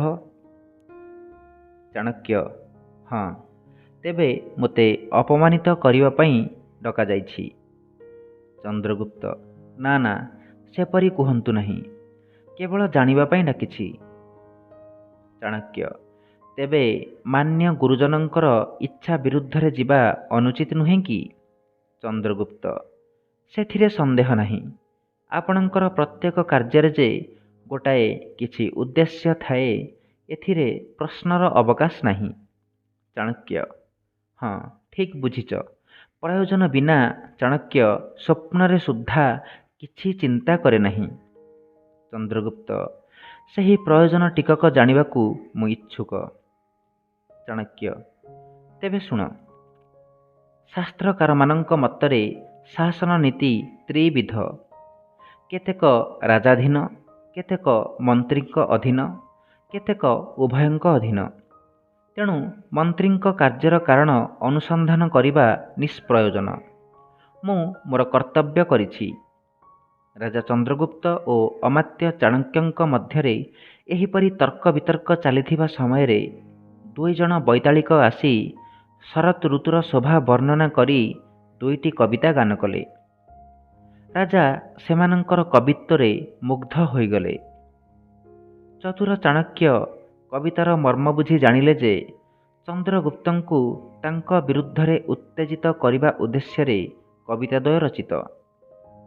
ସେ ସ୍ଥିର କଲେ ଯେ ଏମାନେ ରାକ୍ଷସଙ୍କ ଦ୍ୱାରା ନିଯୁକ୍ତ। ଚନ୍ଦ୍ରଗୁପ୍ତ କଞ୍ଚୁକିକୁ ଆଦେଶ ଦେଲେ, ଏହି ବୈତାଳିକ ଦ୍ୱୟଙ୍କୁ 1,00,000 ସ୍ୱର୍ଣ୍ଣମୁଦ୍ରା ପୁରସ୍କାର ଦିଅ। ସଙ୍ଗେ ସଙ୍ଗେ ଚାଣକ୍ୟ କଞ୍ଚୁକିକୁ ବାରଣ କରି କହିଲେ, ଏ ପ୍ରକାର ଅପାତ୍ରରେ ଅର୍ଥର ଅପବ୍ୟୟ କର ନାହିଁ। ରାଜା କ୍ରୋଧାନ୍ୱିତ ହୋଇ କହିଲେ, ସର୍ବତ୍ର ମୋ କାର୍ଯ୍ୟର ବିରୋଧ। ଚାଣକ୍ୟ, ଯେଉଁ ରାଜା ସକଳ ରାଜକାର୍ଯ୍ୟରେ ସ୍ୱାତନ୍ତ୍ର୍ୟ ଲାଭ କରି ନଥାନ୍ତି, ସେମାନଙ୍କ ଠାରେ ଏପରି ଦୋଷ ଦେଖାଯାଏ। ରାଜା, ମୁଁ ତ ସ୍ୱକର୍ମରେ ନିରତ। ଚାଣକ୍ୟ, ମୁଁ ମଧ୍ୟ ମୋ କାର୍ଯ୍ୟରେ ନିଯୁକ୍ତ ଅଛି। ରାଜା, ମୁଁ ଜାଣିବାକୁ ଚାହେଁ, କାହିଁକି କୌମୁଦୀ ମହୋତ୍ସବ ନିଷେଧ କରାଗଲା? ଚାଣକ୍ୟ, କହ ଦେଖି, କୌମୁଦୀ ମହୋତ୍ସବର ଆବଶ୍ୟକତା କ'ଣ? ରାଜା, ଆଗେ ମୋର ଆଦେଶ ପାଳନୀୟ। ଚାଣକ୍ୟ, ମୋର ମଧ୍ୟ କୌମୁଦୀ ଉତ୍ସବ ନିଷେଧାଜ୍ଞା ପ୍ରଥମ ପ୍ରୟୋଜନ। ତୁମ୍ଭେ ଯଦି ଇଚ୍ଛା କରୁଛ ଅନ୍ୟ ପ୍ରୟୋଜନ ଶୁଣ। ଏହା କହି ଚାଣକ୍ୟ ଜଣେ ଭୃତ୍ୟକୁ ଆଦେଶ ଦେଲେ, ଆମ୍ଭ ପକ୍ଷ ତ୍ୟାଗ କରି ମଳୟକେତୁଙ୍କୁ ଆଶ୍ରୟ କରିଥିବା ରୁଦ୍ରଭଟ୍ଟ ପ୍ରଭୃତିଙ୍କର ପତ୍ରଟି ଆଣି ମହାରାଜଙ୍କୁ ଦିଅ। ଭୃତ୍ୟ ପତ୍ର ଦେବାରୁ ରାଜା ଚନ୍ଦ୍ରଗୁପ୍ତ ତାହା ପାଠ କଲେ। ଏଥିକୁ ଜଣାଗଲା ଯେ କେତେକ ରାଜକର୍ମଚାରୀ ଶତ୍ରୁ ରାକ୍ଷସ ପକ୍ଷରେ ଯୋଗ ଦେଇଅଛନ୍ତି। ତେଣୁ ଚନ୍ଦ୍ରଗୁପ୍ତ ଚାଣକ୍ୟଙ୍କୁ ପଚାରିଲେ, ଆପଣ ଆଗରୁ ଏମାନଙ୍କ ଅସନ୍ତୋଷର କାରଣ ଜାଣିଥିଲେ, ବିହିତ ପ୍ରତିକାର କଲେ ନାହିଁ କାହିଁକି? ଚାଣକ୍ୟ, ପ୍ରତିବିଧାନ କରିହେଲା ନାହିଁ। ରାଜା, କୌଶଳ ଅଭାବରୁ ନା ପ୍ରୟୋଜନ ହେତୁରୁ ପ୍ରତିବିଧାନ କରିନାହାନ୍ତି? ଚାଣକ୍ୟ, କୌଶଳର ଅଭାବ ନଥିଲା, କିନ୍ତୁ ପ୍ରୟୋଜନ ଦୃଷ୍ଟିରୁ ପ୍ରତିକାର କରାଯାଇ ନାହିଁ। ରାଜା, ସେ ପ୍ରୟୋଜନ କ'ଣ ଜାଣିପାରେ କି? ଚାଣକ୍ୟ, ତେବେ ଶୁଣନ୍ତୁ। ଅସନ୍ତୁଷ୍ଟ ପ୍ରଜାଙ୍କୁ ବଶ କରିବାର ଦୁଇଟି ଉପାୟ, ଅନୁଗ୍ରହ, ନିଗ୍ରହ। ପତ୍ରରୁ ଯେଉଁମାନଙ୍କ ବିଷୟ ଜାଣିଲେ, ସେମାନେ କେହି କୌଣସିଟି ଦ୍ୱାରା ବଶ ହେବାର ସମ୍ଭାବନା ନାହିଁ। ନନ୍ଦ ରାଜାଙ୍କର ଅନୁଗତ ରାଜପୁରୁଷମାନଙ୍କ ଉପରେ କଠୋର ଦଣ୍ଡବିଧାନ କଲେ ଆମେ ସେମାନଙ୍କ ବିଶ୍ୱାସ ହରାଇବା। ତେଣୁ ପ୍ରବର୍ତ୍ତକଙ୍କର ପୁତ୍ର ମଳୟକେତୁ ପିତୃବଧର ପ୍ରତିଶୋଧ ନେବା ପାଇଁ ଆମ୍ଭମାନଙ୍କୁ ଆକ୍ରମଣ କରିବାକୁ ଉଦ୍ୟତ। ରାକ୍ଷସ ତାଙ୍କର ପକ୍ଷ ଗ୍ରହଣ କରିଅଛନ୍ତି। ଏପରି ଅବସ୍ଥାରେ ଏ କ'ଣ ଉତ୍ସବର ସମୟ? ରାଜା, ଏସବୁ ଅନର୍ଥର ମୂଳ ମଳୟକେତୁ। ସେ ପଳାୟନ କରିବା ପୂର୍ବରୁ ନିବାରଣ କଲେ ନାହିଁ କାହିଁକି? ଚାଣକ୍ୟ, ତାକୁ ବଳପୂର୍ବକ ନିବାରଣ କରିବା କିମ୍ବା ପୂର୍ବ ପ୍ରତିଶ୍ରୁତି ଅନୁସାରେ ରାଜ୍ୟର ଅର୍ଦ୍ଧେକ ଦେବା, ଏ ଦୁଇଟି ମଧ୍ୟରୁ ଗୋଟିଏ ଅନୁସରଣ କରିବାକୁ ପଡ଼ିଥାନ୍ତା। ପ୍ରଥମ ଉପାୟ ଅବଲମ୍ବନ କଲେ ଆମର କୃତଘ୍ନତା ପ୍ରକାଶ ପାଇଥାନ୍ତା। ରାଜା, ରାକ୍ଷସ ତ ବର୍ତ୍ତମାନ ଏହି ନଗର ମଧ୍ୟରେ ଅଛନ୍ତି। ତାଙ୍କୁ ଉପେକ୍ଷା କରିବାର କାରଣ? ଚାଣକ୍ୟ ରାକ୍ଷସର ନନ୍ଦରାଜାଙ୍କ ପ୍ରତି ପ୍ରଭୁ ଭକ୍ତି କିଏ ନ ଜାଣେ। ନନ୍ଦଙ୍କ ଅନୁରକ୍ତ ପ୍ରଜାମାନେ ତାକୁ ପ୍ରଗାଢ଼ ବିଶ୍ୱାସ କରନ୍ତି। ସେ ଯେପରି ବୁଦ୍ଧିମାନ ସେହିପରି ଅଧ୍ୟବସାୟୀ। ସେ ଏଠାରେ ରହିଲେ କେବଳ ଅନ୍ତଃଶତ୍ରୁ ମଧ୍ୟ ସୃଷ୍ଟି କରିବେ। ରାଜା ତେବେ ବଳ ପ୍ରୟୋଗ କରି ତାଙ୍କୁ ଧରି ଆଣିଲେ ନାହିଁ? ଚାଣକ୍ୟ ରାକ୍ଷସ ସାମାନ୍ୟ ଲୋକ ନୁହେଁ। ବଳପୂର୍ବକ ତାକୁ ଧରିବାକୁ ଚେଷ୍ଟା କରିଥିଲେ ସେ ଆପଣଙ୍କର ବହୁ ସୈନ୍ୟ ବିନାଶ କରିଥାନ୍ତା କିମ୍ବା ନିଜେ ମରିଥାନ୍ତା। ଏ ଉଭୟରେ ଆପଣଙ୍କର ହିଁ କ୍ଷତି। ଯଦି ସେ ନିହତ ହୁଏ ତେବେ ତାପରି ଜଣେ ଗୁଣବାନ ଲୋକ ଆପଣ ହରାଇବେ। ତେଣୁ ବନ୍ୟ ହସ୍ତୀକୁ କୌଶଳରେ ଧରି ବଶ କଲାପରି ତାକୁ ଆପଣାର କରିବାକୁ ହେବ। ରାଜା ମୁଁ ଆପଣଙ୍କ ଅଭିପ୍ରାୟ ବୁଝିପାରୁନାହିଁ। ଦେଖୁଛି ଯେ ଅମାତ୍ୟ ରାକ୍ଷସ ଯଥେଷ୍ଟ ପ୍ରଶଂସାର ପାତ୍ର। ଚାଣକ୍ୟ ଅର୍ଥାତ୍ ମୁଁ ନିନ୍ଦାର ପାତ୍ର? ସେ କ'ଣ କରିଛି ଯେ? ରାଜା ଆମର ଅଧିକୃତ ପୁଷ୍ପପୁରରେ ରହି ଆମର ଜୟ ଘୋଷଣାକୁ ବ୍ୟାହତ କରିଛନ୍ତି। ନିଜ ନୀତି କୌଶଳରେ କର୍ତ୍ତବ୍ୟ ନିରୂପଣ କରିଅଛନ୍ତି। କିନ୍ତୁ ଆମେ ନିଜର ବିଶ୍ୱସ୍ତ ଲୋକଙ୍କୁ ମଧ୍ୟ ବିଶ୍ୱାସ କରିପାରୁନାହୁଁ। ଚାଣକ୍ୟ ହସି ହସି ରାକ୍ଷସ ଏସବୁ କରିଛନ୍ତି? ଆଉ ମୁଁ ଜାଣେ ଯେ ଆପଣ ଯେପରି ନନ୍ଦ ରାଜାଙ୍କୁ ବିନାଶ କରି ରାଜ୍ୟ ଅଧିକାର କରିଛନ୍ତି ସେହିପରି ରାକ୍ଷସ ଆପଣଙ୍କୁ ବିନାଶ କରି ମଳୟକେତୁକୁ ରାଜପଦରେ ବସାଇବାକୁ ଚେଷ୍ଟିତ। ରାଜା ଅନ୍ୟ ଜଣେ କ'ଣ କରିଛି ସେଥିରେ ଆପଣଙ୍କର କି କୃତିତ୍ୱ? ଚାଣକ୍ୟ କ୍ରୋଧରେ ରାକ୍ଷସ ଥାଉ ଥାଉ କିଏ ଏହି ନନ୍ଦରାଜାଙ୍କୁ ସହବଂଶ ବିନାଶ କରିଛି? ରାଜା ନନ୍ଦବଂଶର ଧ୍ୱଂସ ଦୈବ ବିଧାନ। ଚାଣକ୍ୟ ଅଜ୍ଞମାନଙ୍କର ହିଁ ଦୈବ ବିଶ୍ୱାସ। ରାଜା ବିଜ୍ଞମାନେ କିନ୍ତୁ ଗର୍ବ ପରିହାର କରିଥାନ୍ତି। ଚାଣକ୍ୟ ନିତାନ୍ତ କ୍ରୁଦ୍ଧ ହୋଇ ମୋତେ ଇତର ଭୃତ୍ୟ ପରି ବ୍ୟବହାର କରୁଛ? ପୁଣି ନୂତନ ପ୍ରତିଜ୍ଞା କରିବାକୁ ମନ ହେଉଛି। ନନ୍ଦମାନଙ୍କୁ ବିନାଶ କରି ମୋର ଯେଉଁ କ୍ରୋଧାନଳ ଶାନ୍ତି ଲାଭ କରିଥିଲା ସେ ପୁଣି ପ୍ରଜ୍ୱଳିତ ହୋଇଉଠୁଛି। ରାଜା ଆର୍ଯ୍ୟ ଆପଣ ଏପରି କ୍ରୁଦ୍ଧ ହେଉଛନ୍ତି କାହିଁକି? ଚାଣକ୍ୟ ଅଧିକ ତର୍କର ପ୍ରୟୋଜନ ନାହିଁ। ଯଦି ରାକ୍ଷସକୁ ମୋଠାରୁ ଯୋଗ୍ୟତର ମନେ କରୁଛନ୍ତି ତେବେ ଏ ଶସ୍ତ୍ର ତାକୁ ପ୍ରଦାନ କରନ୍ତୁ। କୁଟିଳ ରାକ୍ଷସର ବିଜୟ ହେଉ। ଏହା କହି ଚାଣକ୍ୟ ନିଜର ଶସ୍ତ୍ର ଫିଙ୍ଗି ଦେଇ ବହିର୍ଗତ ହେଲେ। ରାଜା ପରିଚାରିକକୁ ଡାକି ଆଦେଶ ଦେଲେ, ଯାଅ ପ୍ରଜାମାନଙ୍କୁ ଜଣାଇ ଦିଅ ଯେ ଆଜିଠାରୁ ମହାରାଜ ଚନ୍ଦ୍ରଗୁପ୍ତ ଚାଣକ୍ୟଙ୍କ ବିନା ପରାମର୍ଶରେ ନିଜେ ସମସ୍ତ ରାଜକାର୍ଯ୍ୟ ବୁଝିବେ। ପରିଚାରକ ମନେ ମନେ ବିସ୍ମିତ ହେଲା। ରାଜା ସମସ୍ତ କ୍ଷମତା ନିଜ ହାତକୁ ନେଲେ କାହିଁକି? ଚାଣକ୍ୟଙ୍କ ପ୍ରତି ବିରାଗର କାରଣ କ'ଣ? ରାଜା ଏପରି ଶୁଷ୍କ କଳହରେ ମସ୍ତକ ବେଦନା ଅନୁଭବ କରୁଥିବାର ଛଳନା କରି ଶୟନ କକ୍ଷକୁ ଚାଲିଗଲେ। ସମସ୍ତେ ମନେ କଲେ ଯେ ରାଜା ଓ ଚାଣକ୍ୟଙ୍କ ମଧ୍ୟରେ ଘୋର ବିରୋଧ ଜନ୍ମିଅଛି। ପ୍ରକାଶ୍ୟରେ ଏତେ ବାଦ ବିବାଦ ସତ୍ତ୍ୱେ ଚାଣକ୍ୟ ଓ ଚନ୍ଦ୍ରଗୁପ୍ତଙ୍କ ମଧ୍ୟରେ ପ୍ରଗାଢ଼ ପ୍ରୀତି ଥିଲା। ନିଜର ଉଦ୍ଦେଶ୍ୟ ସାଧନ ଅଭିପ୍ରାୟରେ ଉଭୟେ ପରାମର୍ଶ କରି ଏପରି କଳହର ଅଭିନୟ ମାତ୍ର କରୁଥିଲେ। ଅମାତ୍ୟ ରାକ୍ଷସ କଠୋର ପରିଶ୍ରମ ଓ ଦୁଶ୍ଚିନ୍ତାରେ ଅବସନ୍ନ ହୋଇ ଶୟନ କରିଅଛନ୍ତି। ପାର୍ଶ୍ୱରେ ବନ୍ଧୁ ଶକଟଦାସ ଉପବିଷ୍ଟ। ରାକ୍ଷସଙ୍କର ଶିରପୀଡ଼ା ହେଉଥିବାର ଶୁଣି କୁମାର ମଳୟକେତୁ ଭାଗୁ ରାୟଣଙ୍କୁ ସଙ୍ଗରେ ଘେନି ତାଙ୍କୁ ଦେଖିବାକୁ ବାହାରିଲେ। ମଳୟକେତୁ ବିଶ୍ୱାସ କରୁଥିଲେ ଯେ ଭାଗୁ ରାୟଣ ଚାଣକ୍ୟଙ୍କ ସହିତ ବିରୋଧ କରି ତାଙ୍କ ପକ୍ଷରେ ଯୋଗ ଦେଇ ଅଛନ୍ତି। କିନ୍ତୁ ପ୍ରକୃତରେ ସେ ଚାଣକ୍ୟ ପକ୍ଷୀୟ। କେବଳ ନିଜ ଉଦ୍ଦେଶ୍ୟ ସାଧନ ଲାଗି ଚାଣକ୍ୟଙ୍କ ସହିତ କଳହର ଛଳନା କରି ଆସିଥିଲେ। କିପରି ମଳୟକେତୁ ଓ ରାକ୍ଷସଙ୍କ ମଧ୍ୟରେ ମନାନ୍ତର ସୃଷ୍ଟି କରିବେ ତାହା ହିଁ ତାଙ୍କର ଲକ୍ଷ୍ୟ ଥିଲା। ପଥ ମଧ୍ୟରେ ମଳୟକେତୁ ଭାଗୁରାୟଣଙ୍କୁ ପଚାରିଲେ, ସଖେ ଭାଗୁରାୟଣ, ଏଠାକୁ ଆସିଥିବା ଭଦ୍ରଭଟ ପ୍ରଭୃତିଙ୍କ ଠାରୁ ଶୁଣିଲି ଯେ ଆପଣମାନେ ମୋ ସକାଶେ ଆମ ପକ୍ଷରେ ଯୋଗ ଦେଇଛନ୍ତି, ରାକ୍ଷସଙ୍କ ସକାଶେ ନୁହେଁ। ଅନେକ ଚିନ୍ତା କରି ମଧ୍ୟ ମୁଁ ଏ କଥାର ଉଦ୍ଦେଶ୍ୟ ବୁଝିପାରିଲି ନାହିଁ। ଭାଗୁରାୟଣ ସୁଯୋଗ ପାଇ କହିଲେ, ଏଥିରେ ଦୁର୍ବୋଧ କ'ଣ ରହିଲା? ଆପଣ ଗୁଣୀ, ସାହସୀ ରାଜପୁତ୍ର, ପୁଣି ରାଜ୍ୟ ଜୟ କରିବାକୁ ଇଚ୍ଛୁକ। ଆପଣଙ୍କର ଅନୁଗତ ହେବା ନ୍ୟାୟସଙ୍ଗତ। ମଳୟକେତୁ, ସଖେ ଭାଗୁରାୟଣ, ଅମାତ୍ୟ ରାକ୍ଷସ କ'ଣ ଆମର ପ୍ରିୟତମ ହିତାକାଂକ୍ଷୀ ନୁହନ୍ତି? ଭାଗୁରାୟଣ, ତା ସତ୍ୟ, କିନ୍ତୁ ଅମାତ୍ୟ ରାକ୍ଷସଙ୍କର ପ୍ରଧାନ ଶତ୍ରୁ ହେଉଛନ୍ତି ଚାଣକ୍ୟ, ଚନ୍ଦ୍ରଗୁପ୍ତ ନୁହନ୍ତି। ରାକ୍ଷସଙ୍କର ନନ୍ଦବଂଶ ପ୍ରତି ଅନୁରାଗ ଅଛି। ଚନ୍ଦ୍ରଗୁପ୍ତ ମଧ୍ୟ ନନ୍ଦବଂଶର ସନ୍ତାନ।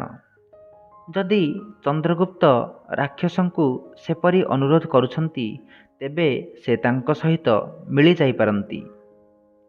ମଳୟକେତୁଙ୍କ ମନରେ ସଂଶୟ ପ୍ରବେଶ କଲା। ସେ ଯେତିକି ଚିନ୍ତା କଲେ ସେତିକି ବିଶ୍ୱାସ କଲେ ଯେ ଭାଗୁରାୟଣ ଯାହା କହିଲେ ତାହା ସମ୍ଭବପର।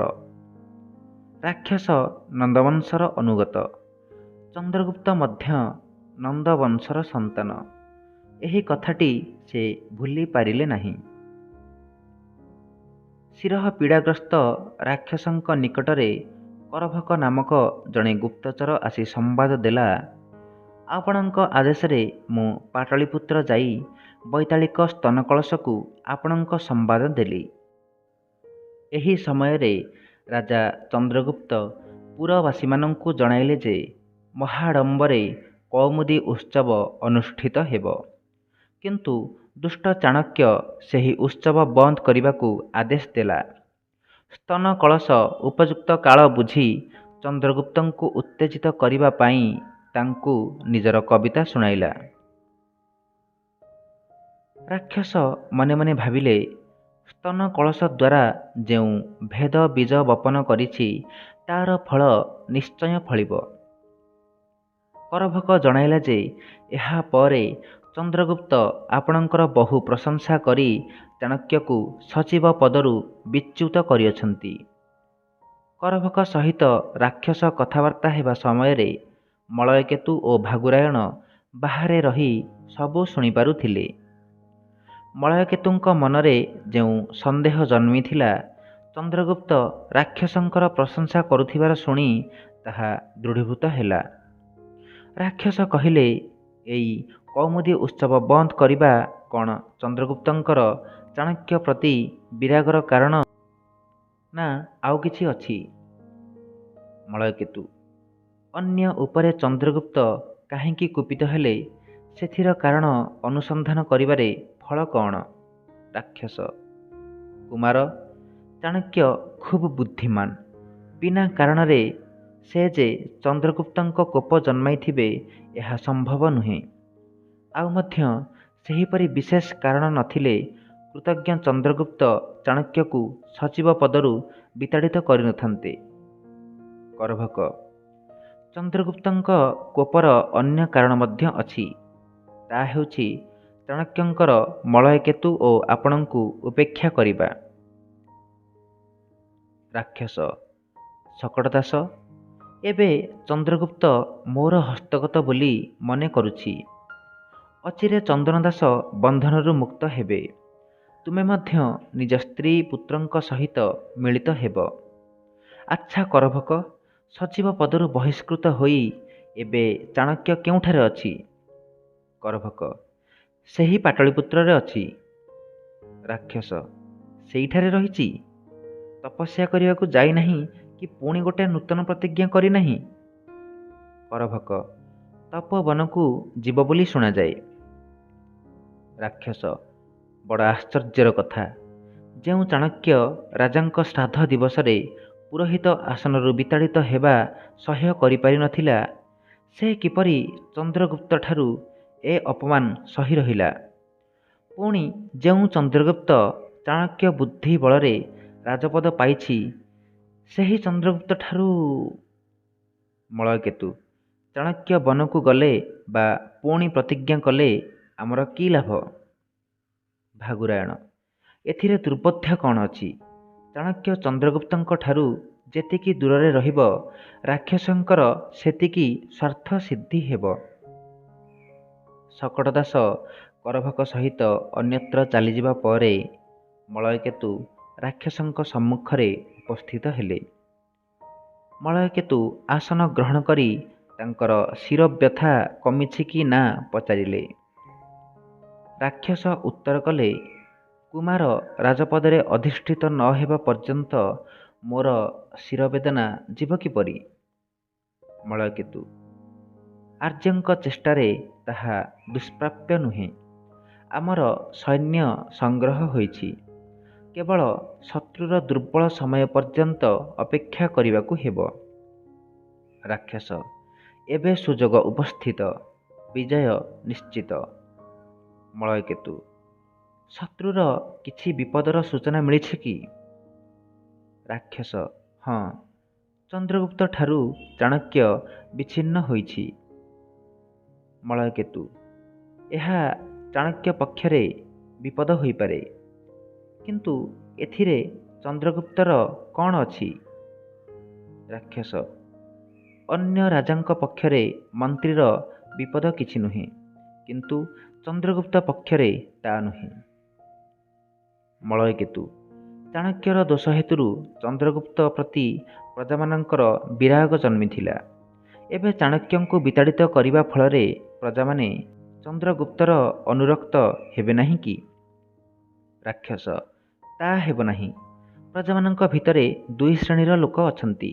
କେତେକ ଚନ୍ଦ୍ରଗୁପ୍ତର ସମର୍ଥକ, ଆଉ କେତେକ ନନ୍ଦବଂଶର ଅନୁରକ୍ତ। ଚନ୍ଦ୍ରଗୁପ୍ତର ସମର୍ଥକମାନଙ୍କର ବିରାଗର କାରଣ ହେଉଛି ଚାଣକ୍ୟର ଦୋଷ। ନନ୍ଦାନୁଗତ ମାନଙ୍କର ତା ନୁହେଁ। ଏଇ ଚନ୍ଦ୍ରଗୁପ୍ତ ଆମର ପିତୃ ସଦୃଶ ନନ୍ଦ କୂଳକୁ ବିନାଶ କରିଛି। ଏହିପରି ମନେ କରୁଥିଲେ ସୁଦ୍ଧା କେତେକ ପ୍ରଜା ଅନ୍ୟ ଆଶ୍ରୟ ନ ପାଇ ଚନ୍ଦ୍ରଗୁପ୍ତର ଅନୁସରଣ କରୁଛନ୍ତି। ଆଉ କେତେକ ଆପଣଙ୍କ ପରି ତାକୁ ପରିତ୍ୟାଗ କରି ହୁଏତ ଆପଣଙ୍କୁ ଆଶ୍ରୟ କରୁଅଛନ୍ତି। ମଳୟକେତୁ। ଆର୍ଯ୍ୟ, ଅନ୍ୟ କୌଣସି କାରଣ ଅଛି କି? ରାକ୍ଷସ। ଅଛି, ତେବେ ଏହା ହିଁ ପ୍ରଧାନ। ମଳୟକେତୁ। ଏବେ କ'ଣ ଚନ୍ଦ୍ରଗୁପ୍ତ ଅନ୍ୟ ମନ୍ତ୍ରୀ ଦ୍ୱାରା ବା ନିଜେ କାର୍ଯ୍ୟଭାର ବହନ କରିବାକୁ ଅସମର୍ଥ? ରାକ୍ଷସ। ଏକବାରେ ଅସମର୍ଥ। ଯେ ନିଜ ଶକ୍ତିରେ ରାଜା ହୋଇଥାଏ, ସେ ତା କରିବାକୁ ସମର୍ଥ। କିନ୍ତୁ ଅଧମ ଚନ୍ଦ୍ରଗୁପ୍ତ ସଚିବାୟତ। ଆଖି ଥାଉ ଥାଉ ସେ ଲୋକ ବ୍ୟବହାର ଦେଖିବାକୁ ଅକ୍ଷମ। ମଳୟକେତୁ ମନେ ମନେ ଭାବିଲେ, ଯାହା ହେଉ ମୁଁ ସଚିବାଧୀନ ନୁହେଁ। ତତ୍ପରେ ପ୍ରକାଶ୍ୟରେ କହିଲେ, ତାହା ହେଲେ ଆମର କାର୍ଯ୍ୟସିଦ୍ଧି ସୁଗମ। ରାକ୍ଷସ। ଜାଣନ୍ତୁ, ସିଦ୍ଧି ନିଶ୍ଚିତ। ଆପଣଙ୍କର ଯଥେଷ୍ଟ ସୈନ୍ୟବଳ ଅଛି। ନଗରରେ ଅନେକ ନନ୍ଦବଂଶର ପକ୍ଷପାତୀ। ପରାକ୍ରାନ୍ତ ମନ୍ତ୍ରୀ ଚାଣକ୍ୟ ମନ୍ତ୍ରୀ ଆସନରୁ ବିତାଡ଼ିତ। ମୌର୍ଯ୍ୟ ନନ୍ଦ ରାଜପଦରେ ଦୃଢ଼ ଭାବରେ ପ୍ରତିଷ୍ଠିତ ନୁହନ୍ତି। ଏପରି ସୁଯୋଗ ଉପସ୍ଥିତ। ଆପଣ ଇଚ୍ଛା କଲେ ହିଁ ସିଦ୍ଧି ଲାଭ କରିବେ। ଆମର ଗଜାରୋହୀ ସୈନ୍ୟମାନେ ପୁଷ୍ପପୁର ଆକ୍ରମଣ କରିବାକୁ ପ୍ରସ୍ତୁତ। ମଳୟକେତୁ ଚାଲିଗଲେ, କିନ୍ତୁ ତାଙ୍କ ମନରେ ସନ୍ଦେହ ରହିଗଲା। ଏହି ସମୟରେ ଜଣେ ବୌଦ୍ଧ ସନ୍ନ୍ୟାସୀ ଉପସ୍ଥିତ ହେବାରୁ ରାକ୍ଷସ ପୁଷ୍ପପୁର ଆକ୍ରମଣ ଲାଗି ଗୋଟିଏ ଶୁଭ ସମୟ ସ୍ଥିର କରିବାକୁ କହିଲେ। କ୍ଷପଣକ ଜ୍ୟୋତିଷମତ ବିଚାର କରି କହିଲେ, ସୂର୍ଯ୍ୟାସ୍ତ ସମୟରେ ପୂର୍ଣ୍ଣ ଚନ୍ଦ୍ର ଉଦିତ ହେଲେ ବୁଧ ଲଗ୍ନରେ ଯାତ୍ରା କରାଯିବ। ରାକ୍ଷସ। ସେତେବେଳେ ତ ତିଥି ଶୁଦ୍ଧି ନାହିଁ। କ୍ଷପଣକ। ଜ୍ୟୋତିଷ ଶାସ୍ତ୍ରରେ ଲିଖିତ ଅଛି ଯେ ତିଥି 1 ଗୁଣ ହେଲେ ନକ୍ଷତ୍ର 14 ଗୁଣ, ଲଗ୍ନ 64 ଗୁଣ। ଲଗ୍ନ ଶୁଭ ହେଲେ ସବୁ ଶୁଭ। ରାକ୍ଷସ। ଅନ୍ୟ କୌଣସି ଦୈବଜ୍ଞ ସହିତ ପରାମର୍ଶ କରି ସ୍ଥିର କରନ୍ତୁ। କ୍ଷପଣକ ଟିକିଏ ବିରକ୍ତି ପ୍ରକାଶ କରି ରାକ୍ଷସଙ୍କ ନିକଟରୁ ପ୍ରସ୍ଥାନ କଲେ। ଭାଗ 4। ରାକ୍ଷସ ମଳୟକେତୁଙ୍କର ସୈନ୍ୟଦଳ ନଗର ଅବରୋଧ କରିବା ଅଭିପ୍ରାୟରେ ପାଟଳିପୁତ୍ର ନିକଟରେ ଉପସ୍ଥିତ ହେଲେ। ନଗର ଅଧିକୃତ ହେଲେ ଚାଣକ୍ୟ ଓ ଚନ୍ଦ୍ରଗୁପ୍ତଙ୍କର ଧ୍ୱଂସ ହେବ। ମଳୟକେତୁ ମଗଧ ସିଂହାସନରେ ଉପବେଶନ କରିବେ। ଉପଯୁକ୍ତ ସମୟ ଦେଖି ସିଦ୍ଧାର୍ଥକ ଶକଟ ଦାସଙ୍କ ନିକଟରେ ରଖିଥିବା ଅଳଙ୍କାର ଥଳିଟି ମାଗିନେଲେ। ସେଥିରେ ଅମାତ୍ୟ ରାକ୍ଷସଙ୍କର ମୁଦ୍ରାଙ୍କିତ ହୋଇଥିଲା। ପୂର୍ବରୁ ଶକଟ ଦାସଙ୍କ ଦ୍ୱାରା ଲିଖିତ ଓ ରାକ୍ଷସଙ୍କ ମୁଦ୍ରାଙ୍କିତ ପତ୍ରଖଣ୍ଡି ସିଦ୍ଧାର୍ଥକ ରଖିଥିଲେ। ଏହି ଦୁଇଟି ଜିନିଷ ଘେନି ସିଦ୍ଧାର୍ଥକ ମଳୟକେତୁଙ୍କ ଶିବିରରୁ ପାଟଳିପୁତ୍ର ଅଭିମୁଖେ ଚାଲିଲେ। ଯୁଦ୍ଧ ବିଗ୍ରହ ସମୟରେ ପ୍ରହରୀମାନେ ଲୋକମାନଙ୍କର ଗମନାଗମନ ଉପରେ ତୀକ୍ଷ୍ଣ ଦୃଷ୍ଟି ରଖିଥାନ୍ତି। ଶିବିର ବାହାରକୁ ଯିବା ପାଇଁ ଅନୁମତି ପତ୍ର ଆବଶ୍ୟକ ହୁଏ। କିନ୍ତୁ ସିଦ୍ଧାର୍ଥକ କୌଣସି ଅନୁମତି ପତ୍ର ନେଲେ ନାହିଁ। ଶିବିରରୁ ଅଳ୍ପ ଦୂର ଯିବା ପରେ ଜଣେ କ୍ଷପଣଙ୍କ ସହିତ ତାଙ୍କର ସାକ୍ଷାତ ହେଲା। ଦୁହିଁଙ୍କ ମଧ୍ୟରେ ଅନେକ କଥାବାର୍ତ୍ତା ଚାଲିଲା। କ୍ଷପଣକ କହିଲେ, ଏବେ ଯୁଦ୍ଧ ସମୟ। ଅନୁମତି ବିନା କେହି ପୁଷ୍ପପୁରକୁ ଯିବା ବା ସେଠାରୁ ଆସିବା ନିଷିଦ୍ଧ। ଯଦି ଭାଗୁରାଣଙ୍କ ଠାରୁ ଅନୁମତି ପତ୍ର ଆଣିଥାଅ ତେବେ ଯାଅ, ନଚେତ୍ ଏହିଠାରେ ରହିବା ଶ୍ରେୟ। ଅନୁମତି ପତ୍ର ନ ନେଇ ଗଲେ ସୈନିକମାନେ ତୁମ୍ଭର ହସ୍ତ ପଦ ବନ୍ଧନ କରି ରାଜପୁରକୁ ନେଇଯିବେ। ସିଦ୍ଧାର୍ଥକ, ଆପଣ ଜାଣନ୍ତି ଯେ ମୁଁ ଅମାତ୍ୟ ରାକ୍ଷସଙ୍କର ବିଶ୍ୱସ୍ତ। ଅନୁମତି ପତ୍ର ନଥିଲେ ମଧ୍ୟ ମୋତେ କେହି ବାରଣ କରିବେ ନାହିଁ। କ୍ଷପଣକ, ତୁମେ ରାକ୍ଷସର ପ୍ରିୟ ହୁଅ ବା ପିଶାଚର ପ୍ରିୟ ହୁଅ, ଅନୁମତି ପତ୍ର ନଥିଲେ ବାହାରିବାର ଉପାୟ ନାହିଁ। ଏହା କହି କ୍ଷପଣକ ଚାଲିଗଲେ। ସିଦ୍ଧାର୍ଥକ ପତ୍ର ଓ ଅଳଙ୍କାର ଥଳି ସହିତ ଅଗ୍ରସର ହେଲେ। ଅନୁମତି ପତ୍ର ଦେବା ଲାଗି ଭାଗୁରାୟଣ ଜଣେ କର୍ମଚାରୀ ସହିତ ବସିଥିଲେ। ଏହି ସମୟରେ ପ୍ରତିହାରୀ ସହିତ ମଳୟକେତୁ ସେଠାରେ ଉପସ୍ଥିତ ହେଲେ। ସେ ଚିନ୍ତା କରୁଥିଲେ, ରାକ୍ଷସଙ୍କ ବିଷୟରେ ନାନା ସନ୍ଦେହ ହେବାରୁ ମୋ ମନ ଅସ୍ଥିର ହୋଇଛି। ସେ ତ ନନ୍ଦବଂଶର ଅନୁରକ୍ତ। ଚାଣକ୍ୟର ପତନ ପରେ ସେ ମହାନନ୍ଦ ସନ୍ତାନ ଚନ୍ଦ୍ରଗୁପ୍ତ ପ୍ରତି ସହାନୁଭୂତି ପ୍ରକାଶ କରିବେ କି? ମୋତେ ସମଗ୍ର ନନ୍ଦରାଜ୍ୟ ଦେବେ ବୋଲି ଯେଉଁ ପ୍ରତିଜ୍ଞା କରିଥିଲେ ତାହା ରକ୍ଷା କରିବେ କି?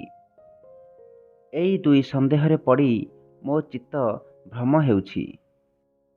ଏହି ସମୟରେ ଜୀବସିଦ୍ଧି ଅନୁମତି ପତ୍ର ନିମନ୍ତେ ଭାଗୁରାୟଣଙ୍କ ନିକଟରେ ଉପସ୍ଥିତ ହେଲେ। ଭାଗୁରାୟଣଙ୍କର ଧାରଣା ଥିଲା ଯେ ଏହି ଜୀବସିଦ୍ଧି ରାକ୍ଷସ ପକ୍ଷର ଲୋକ। ତେଣୁ ସେ ପଚାରିଲେ, ତୁମେ କ'ଣ ରାକ୍ଷସର କୌଣସି କାର୍ଯ୍ୟରେ ଯାଉଛ? ଜୀବସିଦ୍ଧି କାନରେ ହାତ ଦେଇ କହିଲେ, ଏ ପାପ କଥା କହନ୍ତୁ ନାହିଁ। ରାକ୍ଷସ କି ପିଶାଚ କାହାରି ସଙ୍ଗେ ମୋର ସମ୍ବନ୍ଧ ନାହିଁ। ଭାଗୁରାୟଣ, ରାକ୍ଷସ ତୁମର କ'ଣ କ୍ଷତି କରିଛି? ଜୀବସିଦ୍ଧି, ନା, ରାକ୍ଷସ ମୋର କିଛି କ୍ଷତି କରିନାହିଁ। କିନ୍ତୁ ମୁଁ ହତଭାଗ୍ୟ, ନିଜ କାର୍ଯ୍ୟରେ ନିଜେ ଲଜ୍ଜିତ। ସେତେବେଳକୁ କୁମାର ମଳୟକେତୁ ଭାଗୁରାୟଣଙ୍କ ନିକଟରେ ଏହି ବୌଦ୍ଧ ସନ୍ନ୍ୟାସୀର ପ୍ରକୃତ ଉଦ୍ଦେଶ୍ୟ ଜାଣିବାକୁ ଇଚ୍ଛା କରି ଅନେକ ପ୍ରଶ୍ନ କଲେ, କିନ୍ତୁ ସେ କହିବାକୁ କୁଣ୍ଠିତ ହେଲେ। ତେଣୁ ଭାଗୁରାୟଣ କହିଲେ, ତୁମ୍ଭଙ୍କୁ ଅନୁମତି ପତ୍ର ଦିଆଯାଇ ପାରିବ ନାହିଁ। ଜୀବସିଦ୍ଧି ବଡ଼ ଦୁଃଖିତ ହେଲା ପରି କହିଲେ, ଅନ୍ୟ ଉପାୟ ନାହିଁ। ତେବେ ଶୁଣନ୍ତୁ, ମୁଁ ପାଟଳିପୁତ୍ରରେ ରହି ରାକ୍ଷସର ମିତ୍ର ହୋଇଥିଲି। ଏହି ସମୟରେ ରାକ୍ଷସ କୌଶଳ କରି ବିଷକନ୍ୟା ଦ୍ୱାରା ପର୍ବତକଙ୍କର ମୃତ୍ୟୁ ଘଟାଇଲା। ଏତିକି ଶୁଣିଲା ମାତ୍ରେ ମଳୟକେତୁ ଭାବିଲେ, ତେବେ ମୋ ପିତାଙ୍କ ମୃତ୍ୟୁର କାରଣ ଏହି ରାକ୍ଷସ, ଚାଣକ୍ୟ ନୁହେଁ? ଜୀବସିଦ୍ଧି କହିଲେ, ଏଣେ ଚାଣକ୍ୟ ଜାଣିପାରିଲେ ଯେ ମୁଁ ରାକ୍ଷସର ମିତ୍ର। ତେଣୁ ସେ ମୋତେ ଅପମାନ ଦେଇ ନଗରରୁ ବାହାର କରିଦେଲେ। ଏବେ ରାକ୍ଷସ ମୋତେ ଏପରି ଗୋଟିଏ କାର୍ଯ୍ୟ କରିବାକୁ ଲଗାଇଛି ଯେ ସେଥିଲାଗି ମୋର ଜୀବନ ଯିବାକୁ ବସିଛି। ଭାଗୁରାୟଣ, ଆମେ ଶୁଣୁଥିଲୁ ଯେ ଅର୍ଦ୍ଧ ରାଜ୍ୟ ଦେବାକୁ ଇଚ୍ଛା ନ ଥିବାରୁ ଚାଣକ୍ୟ ବିଷ କନ୍ୟା ଦ୍ୱାରା ପର୍ବତକଙ୍କୁ ହତ୍ୟା କରିଛି। ଜୀବସିଦ୍ଧି, ଚାଣକ୍ୟ ବିଷ କନ୍ୟାର ନାମ ସୁଦ୍ଧା ଶୁଣି ନାହାନ୍ତି। ଭାଗୁରାୟଣ ଖଣ୍ଡିଏ ଅନୁମତି ପତ୍ର ଦେଲେ, ତାକୁ ଘେନି ଜୀବସିଦ୍ଧି ଚାଲିଗଲେ। ଭାଗୁରାୟଣ ଓ ମଳୟକେତୁଙ୍କ ମଧ୍ୟରେ ରାକ୍ଷସଙ୍କର କୂଟ କପଟ ବିଷୟରେ ବହୁ କଥା ଆଲୋଚନା ହେଲା। ମଳୟକେତୁଙ୍କର ଦୃଢ଼ ବିଶ୍ୱାସ ହେଲା ଯେ ରାକ୍ଷସ ଚନ୍ଦ୍ରଗୁପ୍ତଙ୍କର ଅନୁଗାମୀ ଏବଂ ସେ ତାଙ୍କ ପିତାଙ୍କୁ ହତ୍ୟା କରାଇଅଛନ୍ତି। ଏହି ସମୟରେ ଜଣେ ସୈନିକ ସିଦ୍ଧାର୍ଥକଙ୍କୁ ବାନ୍ଧି ଭାଗୁରାୟଣଙ୍କ ନିକଟରେ ଉପସ୍ଥିତ ହୋଇ କହିଲା, ଆର୍ଯ୍ୟ, ଏଇ ଲୋକଟି ମୁଦ୍ରାଙ୍କିତ ଖଣ୍ଡିଏ ପତ୍ର ନେଇ ଶିବିରରୁ ଚାଲି ଯାଉଥିଲା। ଆପଣଙ୍କ ନିକଟକୁ ସେଥିପାଇଁ ଧରି ଆଣିଅଛି। ଭାଗୁରାୟଣ, ଏ ଲୋକ ଜଣକ ଆଗନ୍ତୁକ ନା ଏଠାରେ କାହାରି ଭୃତ୍ୟ? ସିଦ୍ଧାର୍ଥକ, ଆର୍ଯ୍ୟ, ମୁଁ ଅମାତ୍ୟ ରାକ୍ଷସଙ୍କର ଜଣେ ଭୃତ୍ୟ। ଭାଗୁରାୟଣ, ତେବେ ଅନୁମତିପତ୍ର ନ ନେଇ ଶିବିରରୁ ଯାଉଥିଲ କାହିଁକି? ସିଦ୍ଧାର୍ଥକ, କାର୍ଯ୍ୟର ଗୁରୁତ୍ୱ ଦୃଷ୍ଟିରୁ ଶୀଘ୍ର ଚାଲି ଯାଉଥିଲି। ଭାଗୁରାୟଣ, ତୁମର ଏପରି କି କାର୍ଯ୍ୟ ଥିଲା ଯେ ରାଜାଦେଶ ଲଙ୍ଘନ କରି ଅନୁମତିପତ୍ର ନ ନେଇ ଯାଉଥିଲ? ମଳୟକେତୁ, ଆଚ୍ଛା ସଖେ, ତାଠାରୁ ଲେଖାଟି ଆଣ ଦେଖିବା। ଭାଗୁରାୟଣ ସିଦ୍ଧାର୍ଥକଙ୍କ ହସ୍ତରୁ ପତ୍ରଟି ନେଇ ଦେଖି କହିଲେ, କୁମାର, ଏ ଲେଖାରେ ଯେ ରାକ୍ଷସଙ୍କର ମୁଦ୍ରା ଅଙ୍କିତ ହୋଇଛି। ମଳୟକେତୁ, ତେବେ ପତ୍ରଟି ଖୋଲ, ପଢ଼ିବା। ଭାଗୁରାୟଣ ପତ୍ରଟି ଖୋଲି ମଳୟକେତୁଙ୍କୁ ଦିଅନ୍ତେ ସେ ପଢ଼ିଲେ, ସ୍ୱସ୍ତି, ନିର୍ଦ୍ଦିଷ୍ଟ କୌଣସି ସ୍ଥାନରୁ କୌଣସି ଲୋକ କାହାରିକୁ ଏ ପତ୍ର ଲେଖୁଛି। ଆମ୍ଭର ଶତ୍ରୁକୁ ଅଧିକାରରୁ ବିତାଡ଼ିତ କରି ଆପଣଙ୍କର ଅକଥନୀୟ ସତ୍ୟବାଦିତା ପ୍ରମାଣିତ କରିଅଛନ୍ତି। ଅଧୁନା ଆମ୍ଭ ମିତ୍ରମାନଙ୍କ ପ୍ରତି ମୋର ପୂର୍ବ ପ୍ରତିଶ୍ରୁତି ନିଶ୍ଚୟ ରକ୍ଷା କରିବି। ଏମାନେ ଅନୁଗ୍ରହ ଲାଭ କରିଥିବାରୁ ଉପକାରୀକୁ ଆଶ୍ରୟ କରିବେ। ଅବଶ୍ୟ ଆପଣ ଏକଥା ଭୁଲି ନଥିବେ, ତଥାପି ସ୍ମରଣ କରାଇ ଦେଉଛି। ଆପଣ ଯେଉଁ ଅଳଙ୍କାର 3ଟି ପଠାଇଥିଲେ ତାହା ପାଇଛି। ମୁଁ ମଧ୍ୟ ସାମାନ୍ୟ ଉପହାର ପଠାଉଅଛି। ଏହି ବିଶ୍ୱସ୍ତ ଚର ମୁଖରୁ ଅନ୍ୟ ସବୁ ଶୁଣିପାରିବେ। କହିବା ଅନାବଶ୍ୟକ ଯେ ଚାଣକ୍ୟ ଶକଟ ଦାସଙ୍କ ଦ୍ୱାରା ଯେଉଁ ପତ୍ରଟି ଲେଖାଇ ରାକ୍ଷସଙ୍କ ମୁଦ୍ରା ଦ୍ୱାରା ଅଙ୍କିତ କରି ସିଦ୍ଧାର୍ଥକଙ୍କୁ ଦେଇଥିଲେ, ଏହିଟି ସେହି ପତ୍ର। ପତ୍ରଟି କିଏ କାହା ନିକଟକୁ ଲେଖିଛି ବୋଲି ପଚାରିବାରୁ ସିଦ୍ଧାର୍ଥକ କିଛି କହିଲେ ନାହିଁ। ତହୁଁ ଭଗୁରାୟଣଙ୍କ ଆଦେଶରେ ପ୍ରହରୀ ସିଦ୍ଧାର୍ଥକଙ୍କ ଉପରେ ପ୍ରହାର କଲା। ସିଦ୍ଧାର୍ଥକ ମାଡ଼ ଖାଇ ନିଜକୁ କଷ୍ଟ ଦେବାକୁ ଇଚ୍ଛା କରିନଥିଲେ। ପ୍ରକୃତ ପକ୍ଷେ ସେ ଚାଣକ୍ୟଙ୍କର ଅନୁଚର। ତେଣୁ 2-3 ପ୍ରହାର ପରେ ସେ ଅଳଙ୍କାର ଥଳିଟି ମଧ୍ୟ ପକାଇଦେଲେ। ପ୍ରହରୀ ଥଳି ସହିତ ପୁନରାୟ ସିଦ୍ଧାର୍ଥକଙ୍କୁ ଭାଗୁରାୟଣ ଓ ମଳୟକେତୁଙ୍କ ନିକଟକୁ ନେଇଗଲା। ସେମାନେ ଦେଖିଲେ ଯେ ଥଳିରେ ମଧ୍ୟ ରାକ୍ଷସଙ୍କ ମୁଦ୍ରା ଅଙ୍କିତ ଅଛି। ଥଳି ଖୋଲାଯିବାରୁ ସେମାନେ ଦେଖିଲେ କୁମାର ନିଜ ଦେହରୁ ଯେଉଁ ଅଳଙ୍କାର ବାହାର କରି ରାକ୍ଷସଙ୍କ ନିକଟକୁ ଉପହାର ଦେଇଥିଲେ, ଏଗୁଡ଼ିକ ସେହି ଅଳଙ୍କାର। ଏବେ ରାକ୍ଷସ ଯେ ଅଳଙ୍କାର ସହିତ ପତ୍ରଟି ଚନ୍ଦ୍ରଗୁପ୍ତଙ୍କ ନିକଟକୁ ପଠାଉଥିଲେ, ତାହା ସ୍ପଷ୍ଟ ବୁଝାଗଲା। କୁମାରଙ୍କ ଆଦେଶରେ ଆଉ କିଛି ପ୍ରହାର ପରେ ସିଦ୍ଧାର୍ଥକ କହିଲେ, ମୋତେ ଅଭୟ ଦିଅନ୍ତୁ। ମୁଁ ସମସ୍ତ କଥା ପ୍ରକାଶ କରୁଛି। ଅମାତ୍ୟ ରାକ୍ଷସ ମୋତେ ଏହି ପତ୍ର ଓ ଅଳଙ୍କାର ଥଳି ଦେଇ ଚନ୍ଦ୍ରଗୁପ୍ତଙ୍କ ନିକଟକୁ ପଠାଇଥିଲେ। ମୌଖିକ କି ସମ୍ବାଦ ଦେଇଥିଲେ ପଚାରିବାରୁ ସିଦ୍ଧାର୍ଥକ କହିଲେ, 5 ଜଣ ରାଜା ଆପଣଙ୍କ ସଙ୍ଗେ ଯୋଗ ଦେଇଛନ୍ତି। ସେମାନେ ହେଉଛନ୍ତି କୁଳୁତ ରାଜ ଚିତ୍ରବର୍ମା, ମଳୟ ରାଜ ସିଂହନାଦ, କାଶ୍ମୀର ରାଜ ପୁଷ୍କରିକ, ସିନ୍ଧୁ ରାଜ ସିନ୍ଧୁସେନ ଓ ପାରସ୍ୟ ରାଜ ମେଘନାଦ।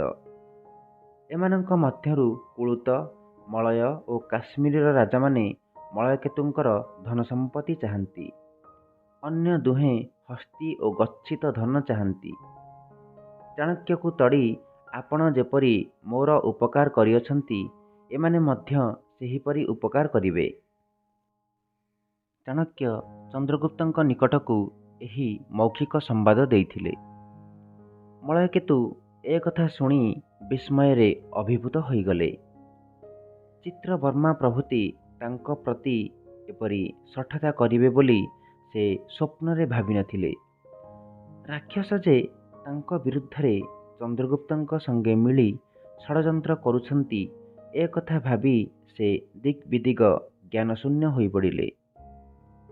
ଭାଗୁରାୟଣଙ୍କ ସଙ୍ଗେ ପରାମର୍ଶ କରି ମଳୟକେତୁ ରାକ୍ଷସଙ୍କୁ ଡକାଇ ପଠାଇଲେ। ଏଣେ ରାକ୍ଷସ ଶିବିରରେ ବସି କିପରି ଯୁଦ୍ଧ ଚଳାଇବାକୁ ହେବ ଚିନ୍ତା କରୁଛନ୍ତି। ଏହି ସମୟରେ ଜଣେ ଭୃତ୍ୟ ଆସି ମଳୟକେତୁ ତାଙ୍କୁ ଡାକୁଥିବାର ସମ୍ବାଦ ଦେଲା। ରାକ୍ଷସ ଭାବିଲେ ଯେ କୁମାରଙ୍କ ନିକଟକୁ ଗଲେ ସେ ଉପହାର ସ୍ୱରୂପ ପଠାଇଥିବା ଅଳଙ୍କାର ପିନ୍ଧି ଯିବା ଉଚିତ, କିନ୍ତୁ ସେଗୁଡ଼ିକ ସେ ସିଦ୍ଧାର୍ଥକଙ୍କୁ ଦେଇ ସାରିଥିଲେ। ତେଣୁ କିଣିଥିବା ଅଳଙ୍କାର ପିନ୍ଧି ମଳୟକେତୁଙ୍କ ନିକଟରେ ଉପସ୍ଥିତ ହେଲେ। ମଳୟକେତୁ ଦେଖିଲେ ଯେ ରାକ୍ଷସ ଯେଉଁ ଅଳଙ୍କାର ପରିଧାନ କରିଥିଲେ, ତାହା ସ୍ୱୀୟ ମୃତପିତା ପର୍ବତକଙ୍କର ଓ ତାହା ଚନ୍ଦ୍ରଗୁପ୍ତଙ୍କ ନିକଟରେ ଥିଲା। ତାଙ୍କ ମନରେ ସନ୍ଦେହ ଶତଗୁଣିତ ହୋଇଗଲା। ମଳୟକେତୁ ପତ୍ରଖଣ୍ଡିକ ଓ ଅଳଙ୍କାରର ଥଳିଟି ଦେଖାଇ ସିଦ୍ଧାର୍ଥକଙ୍କଠାରୁ ଯାହା ଯାହା ଶୁଣିଥିଲେ ସବୁ ବର୍ଣ୍ଣନା କରିଗଲେ। ରାକ୍ଷସ ଏସବୁ ଶୁଣି ବିସ୍ମୟରେ ସ୍ତମ୍ଭୀଭୂତ ହୋଇ ରହିଗଲେ। କିଛି ସମୟ ପରେ ସେ କହିଲେ, କୁମାର, ମୋତେ ବିଶ୍ୱାସ କରନ୍ତୁ, ମୁଁ ଏସବୁ କିଛି ମାତ୍ର ଜାଣେ ନାହିଁ। ଏ ଗୋଟିଏ ଭୀଷଣ ଷଡ଼ଯନ୍ତ୍ର। ମଳୟକେତୁ ସିଦ୍ଧାର୍ଥକଙ୍କୁ ଆଣି ରାକ୍ଷସଙ୍କ ଆଗରେ ଉପସ୍ଥିତ କରାଇବାରୁ ସେ କହିଲେ, ଅମାତ୍ୟ, ମୋର ଦୋଷ ନାହିଁ। ପ୍ରହାର ଭୟରେ ସବୁ କହି ପକାଇଛି। ରାକ୍ଷସ ନିଜର ନିର୍ଦ୍ଦୋଷତା ଯେତେ କହିଲେ ସୁଦ୍ଧା ମଳୟକେତୁ ବିଶ୍ୱାସ କରିପାରିଲେ ନାହିଁ। ଭାଗୁରାୟଣ ଶକଟ ଦାସଙ୍କ ଲିଖିତ କେତେକ ପତ୍ର ଆଣି ସିଦ୍ଧାର୍ଥକ ନେଉଥିବା ପତ୍ର ସହିତ ମିଳାଇ ଦେଖାଇଦେଲେ ଯେ ଏହା ଶକଟ ଦାସଙ୍କ ଦ୍ୱାରା ଲିଖିତ। ଅମାତ୍ୟ ରାକ୍ଷସ ତାଙ୍କ ହସ୍ତରେ ସମସ୍ତ ପତ୍ରାଦି ଲେଖାଇଥାନ୍ତି। ତେଣୁ ଏ ପତ୍ର ନିଶ୍ଚୟ ରାକ୍ଷସଙ୍କ ଆଦେଶରେ ଶକଟ ଦାସ ଲେଖିଛନ୍ତି ଏବଂ ସେଥିରେ ରାକ୍ଷସଙ୍କର ମୁଦ୍ରା ଅଙ୍କିତ ହୋଇଅଛି। ଏହିପରି ଅମାତ୍ୟ ରାକ୍ଷସଙ୍କର ବିଶ୍ୱାସଘାତକତା ପ୍ରମାଣିତ ହୋଇଗଲା। ମଳୟକେତୁ କ୍ରୁଦ୍ଧ ହୋଇ ଚିତ୍ରବର୍ମା ପ୍ରଭୃତି ପ୍ରକୃତ ବନ୍ଧୁମାନଙ୍କର ପ୍ରାଣଦଣ୍ଡ ଆଦେଶ ଦେଇ ରାକ୍ଷସଙ୍କ ସହିତ ସମ୍ପର୍କ ତୁଟାଇ କହିଲେ, ଯାଅ, ଚନ୍ଦ୍ରଗୁପ୍ତ ସଙ୍ଗେ ଯୋଗ ଦିଅ। ମୋର ସେଠିକି ଭୟ ନାହିଁ। ଚାଣକ୍ୟଙ୍କର ଉଦ୍ଦେଶ୍ୟ ସିଦ୍ଧ ହେଲା।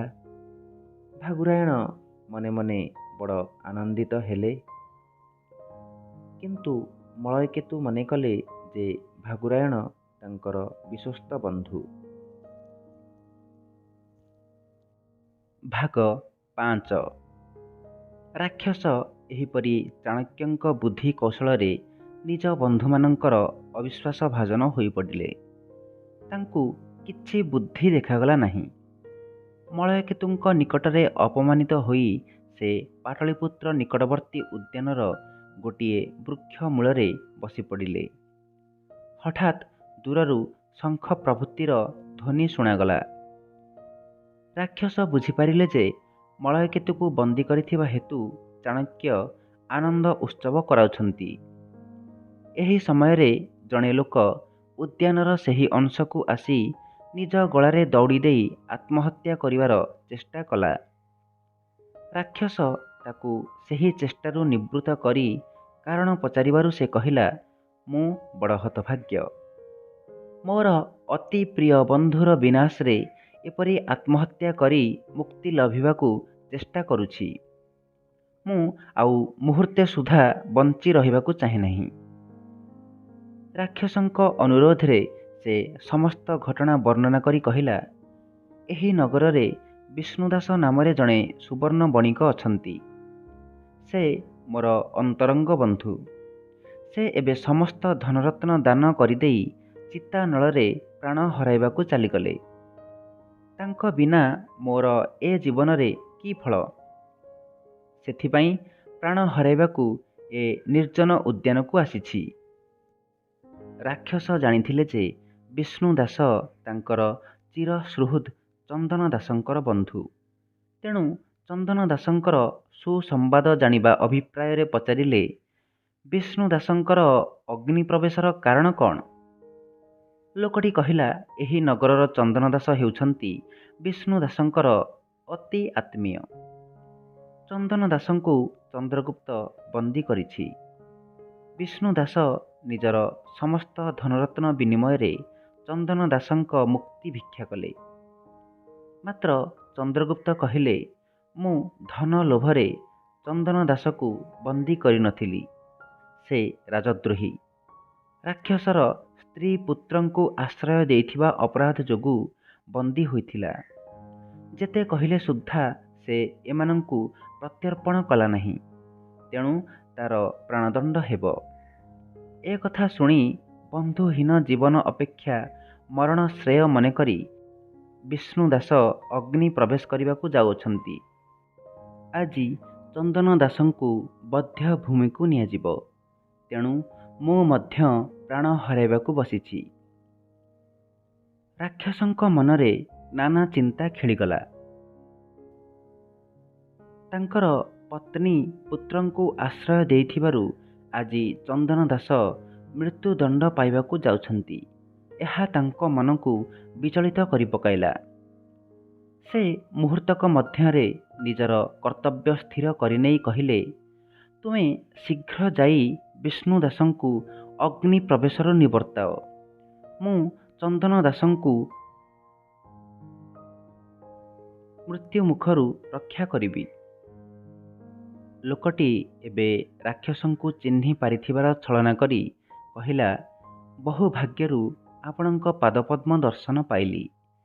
ଚନ୍ଦ୍ରଗୁପ୍ତ ଶକଟ ଦାସଙ୍କୁ ମୃତ୍ୟୁ ଦଣ୍ଡାଦେଶ ଦେଇଥିଲା। କିନ୍ତୁ କିଏ ଜଣେ ତାଙ୍କୁ ବଧ୍ୟ ଭୂମିରୁ ଅପହରଣ କରିନେଲା। ରାଜା ସେହି ଦିନଠାରୁ ଏପରି କ୍ରୁଦ୍ଧ ହୋଇଛି ଯେ ଯାହାକୁ ସଶସ୍ତ୍ର ଦେଖୁଛି ତାକୁ ଧରାଇ ନେଇ ହତ୍ୟା କରୁଛି। ଆପଣ ଯଦି ଶସ୍ତ୍ର ଧରି ଯାଆନ୍ତି, ତେବେ ଚନ୍ଦନ ଦାସର ମୃତ୍ୟୁ ଆହୁରି ଶୀଘ୍ର ଘଟିବ। ଲୋକଟି ଚାଲିଯିବା ପରେ ରାକ୍ଷସ ଚିନ୍ତା କଲେ, ବାସ୍ତବରେ ଆଉ ଖଡ୍ଗର ଆବଶ୍ୟକତା ନାହିଁ। ତେଣୁ ନିରସ୍ତ୍ର ହୋଇ ଆତ୍ମସମର୍ପଣ ଦ୍ୱାରା ଚନ୍ଦନ ଦାସଙ୍କର ମୁକ୍ତି ନିମନ୍ତେ ଚେଷ୍ଟା କରିବି। ଭାଗ 6। ଦୁଇ ଜଣ ଚଣ୍ଡାଳ ଚନ୍ଦନ ଦାସଙ୍କୁ ବଧ୍ୟ ଭୂମିକୁ ନେଉଥିଲେ। ପଛରେ ତାଙ୍କ ସ୍ତ୍ରୀ ଓ ପୁତ୍ର ବିକଳ କ୍ରନ୍ଦନ କରି ଚାଲିଥିଲେ। ରାକ୍ଷସଙ୍କର ସ୍ତ୍ରୀ ପୁତ୍ରଙ୍କୁ ପ୍ରତ୍ୟର୍ପଣ କଲେ ମୁକ୍ତି ଦିଆଯିବ ବୋଲି ତାଙ୍କୁ ବାରମ୍ବାର କୁହାଗଲେ ସୁଦ୍ଧା ସେ ସେଥିରେ କର୍ଣ୍ଣପାତ କଲେ ନାହିଁ। ବଧ୍ୟ ଭୂମିରେ ଉପସ୍ଥିତ ହେବାରୁ ସେ ପୁତ୍ର ଓ ସ୍ତ୍ରୀଙ୍କୁ କହିଲେ, ଏବେ ତୁମେ ଫେରିଯାଅ। ମୋ ମୃତ୍ୟୁରେ ଦୁଃଖର କାରଣ ନାହିଁ। ବରଂ ମୁଁ ମୃତ୍ୟୁବରଣ କରି ଯେ ମୋର ଚରିତ୍ର ରକ୍ଷା କରିଛି, ସେଥିପାଇଁ ଆନନ୍ଦର କାରଣ ଅଛି। ସେ ପୁତ୍ରକୁ ବିଦାୟ ଦେଇ କହିଲେ, ବତ୍ସ ଯାଅ। ଯେଉଁ ରାଜ୍ୟରେ ଚାଣକ୍ୟ ନଥିବ, ସେହି ରାଜ୍ୟରେ ବାସ କରି ରହିବୁ। ଚଣ୍ଡାଳ ଦ୍ୱୟ ଚନ୍ଦନ ଦାସଙ୍କୁ ମୃତ୍ୟୁ ନିମନ୍ତେ ପ୍ରସ୍ତୁତ ହେବାକୁ କହିଲେ।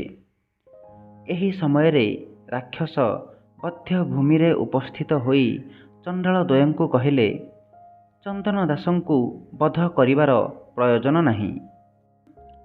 ଯେଉଁ ବ୍ୟକ୍ତି ପ୍ରଭୁ ନନ୍ଦମାନଙ୍କର ବିନାଶ କାଳରେ କୌଣସି ପ୍ରତିକାର କରିପାରି ନଥିଲା, ନିଜର ବନ୍ଧୁ ଚନ୍ଦନ ଦାସ ପ୍ରଭୃତିଙ୍କର ବିପଦ କାଳରେ ଉଦାସୀନ ହୋଇ ରହିଥିଲା, ସେହି ରାକ୍ଷସ ମୁଁ।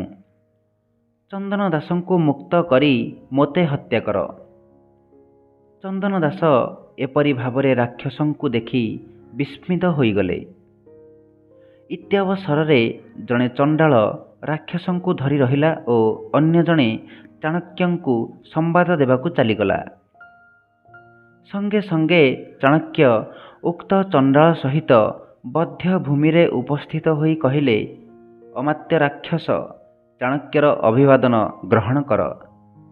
ରାକ୍ଷସ ପ୍ରଥମେ ମନେ କଲେ ଯେ ଚାଣକ୍ୟ ତାଙ୍କୁ ଉପହାସ କରି ଏପରି କହୁଛନ୍ତି, କିନ୍ତୁ ଯେତେବେଳେ ଚାଣକ୍ୟ ତାଙ୍କୁ ଆଲିଙ୍ଗନ କରିବାକୁ ବାହାରିଲେ, ସେ କହିଲେ, ମୋତେ ଚଣ୍ଡାଳମାନେ ସ୍ପର୍ଶ କରିଅଛନ୍ତି, ତେଣୁ ମୋତେ ସ୍ପର୍ଶ କର ନାହିଁ।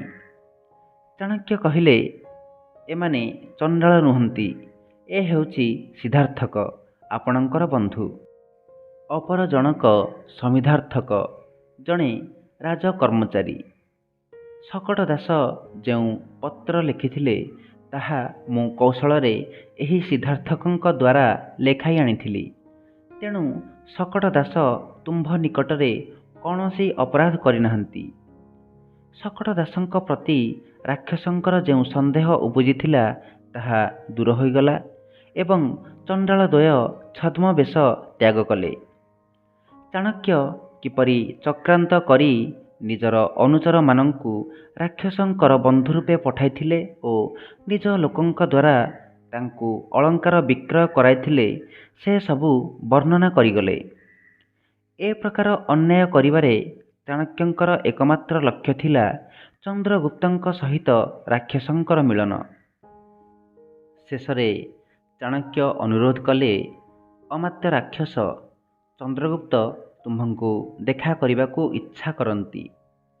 ଏହି ସମୟରେ ଚନ୍ଦ୍ରଗୁପ୍ତ ନିଜେ ଉପସ୍ଥିତ ହୋଇ ଚାଣକ୍ୟ ଓ ରାକ୍ଷସ ଉଭୟଙ୍କୁ ପ୍ରଣାମ କଲେ। ରାକ୍ଷସଙ୍କ ମୁଖରୁ ବାହାରି ପଡ଼ିଲା, ରାଜନ, ତୁମ୍ଭର ଜୟ ହେଉ। ଚାଣକ୍ୟ କହିଲେ, ଚନ୍ଦନ ଦାସଙ୍କର ଜୀବନ ରକ୍ଷା କରିବା ତୁମ୍ଭର ଇଚ୍ଛା। ତୁମ୍ଭେ ଶସ୍ତ୍ର ତ୍ୟାଗ କରି ନିଜେ ଧରା ଦେଇଛ। ଏବେ ମୋର ଏହି ଶସ୍ତ୍ରକୁ ଧାରଣ କରି ମନ୍ତ୍ରିତ୍ୱ ଗ୍ରହଣ କର। ଚନ୍ଦନ ଦାସଙ୍କୁ ମୁକ୍ତି ଦିଆଯିବ। ରାକ୍ଷସ, ଯେଉଁ ଶସ୍ତ୍ର ଆପଣ ଧାରଣ କରିଅଛନ୍ତି, ତାକୁ ଧରିବା ପାଇଁ ମୁଁ ଅଯୋଗ୍ୟ। ଚାଣକ୍ୟ, କିନ୍ତୁ ତା ନ କଲେ ଯେ ଚନ୍ଦନ ଦାସଙ୍କ ମୁକ୍ତି ଅସମ୍ଭବ। ରାକ୍ଷସ ଅଗତ୍ୟା ଶସ୍ତ୍ର ଗ୍ରହଣ କଲେ। ଚାଣକ୍ୟଙ୍କର ଉଦ୍ଦେଶ୍ୟ ଏତେ ଦିନ ପରେ ସଫଳ ହେଲା।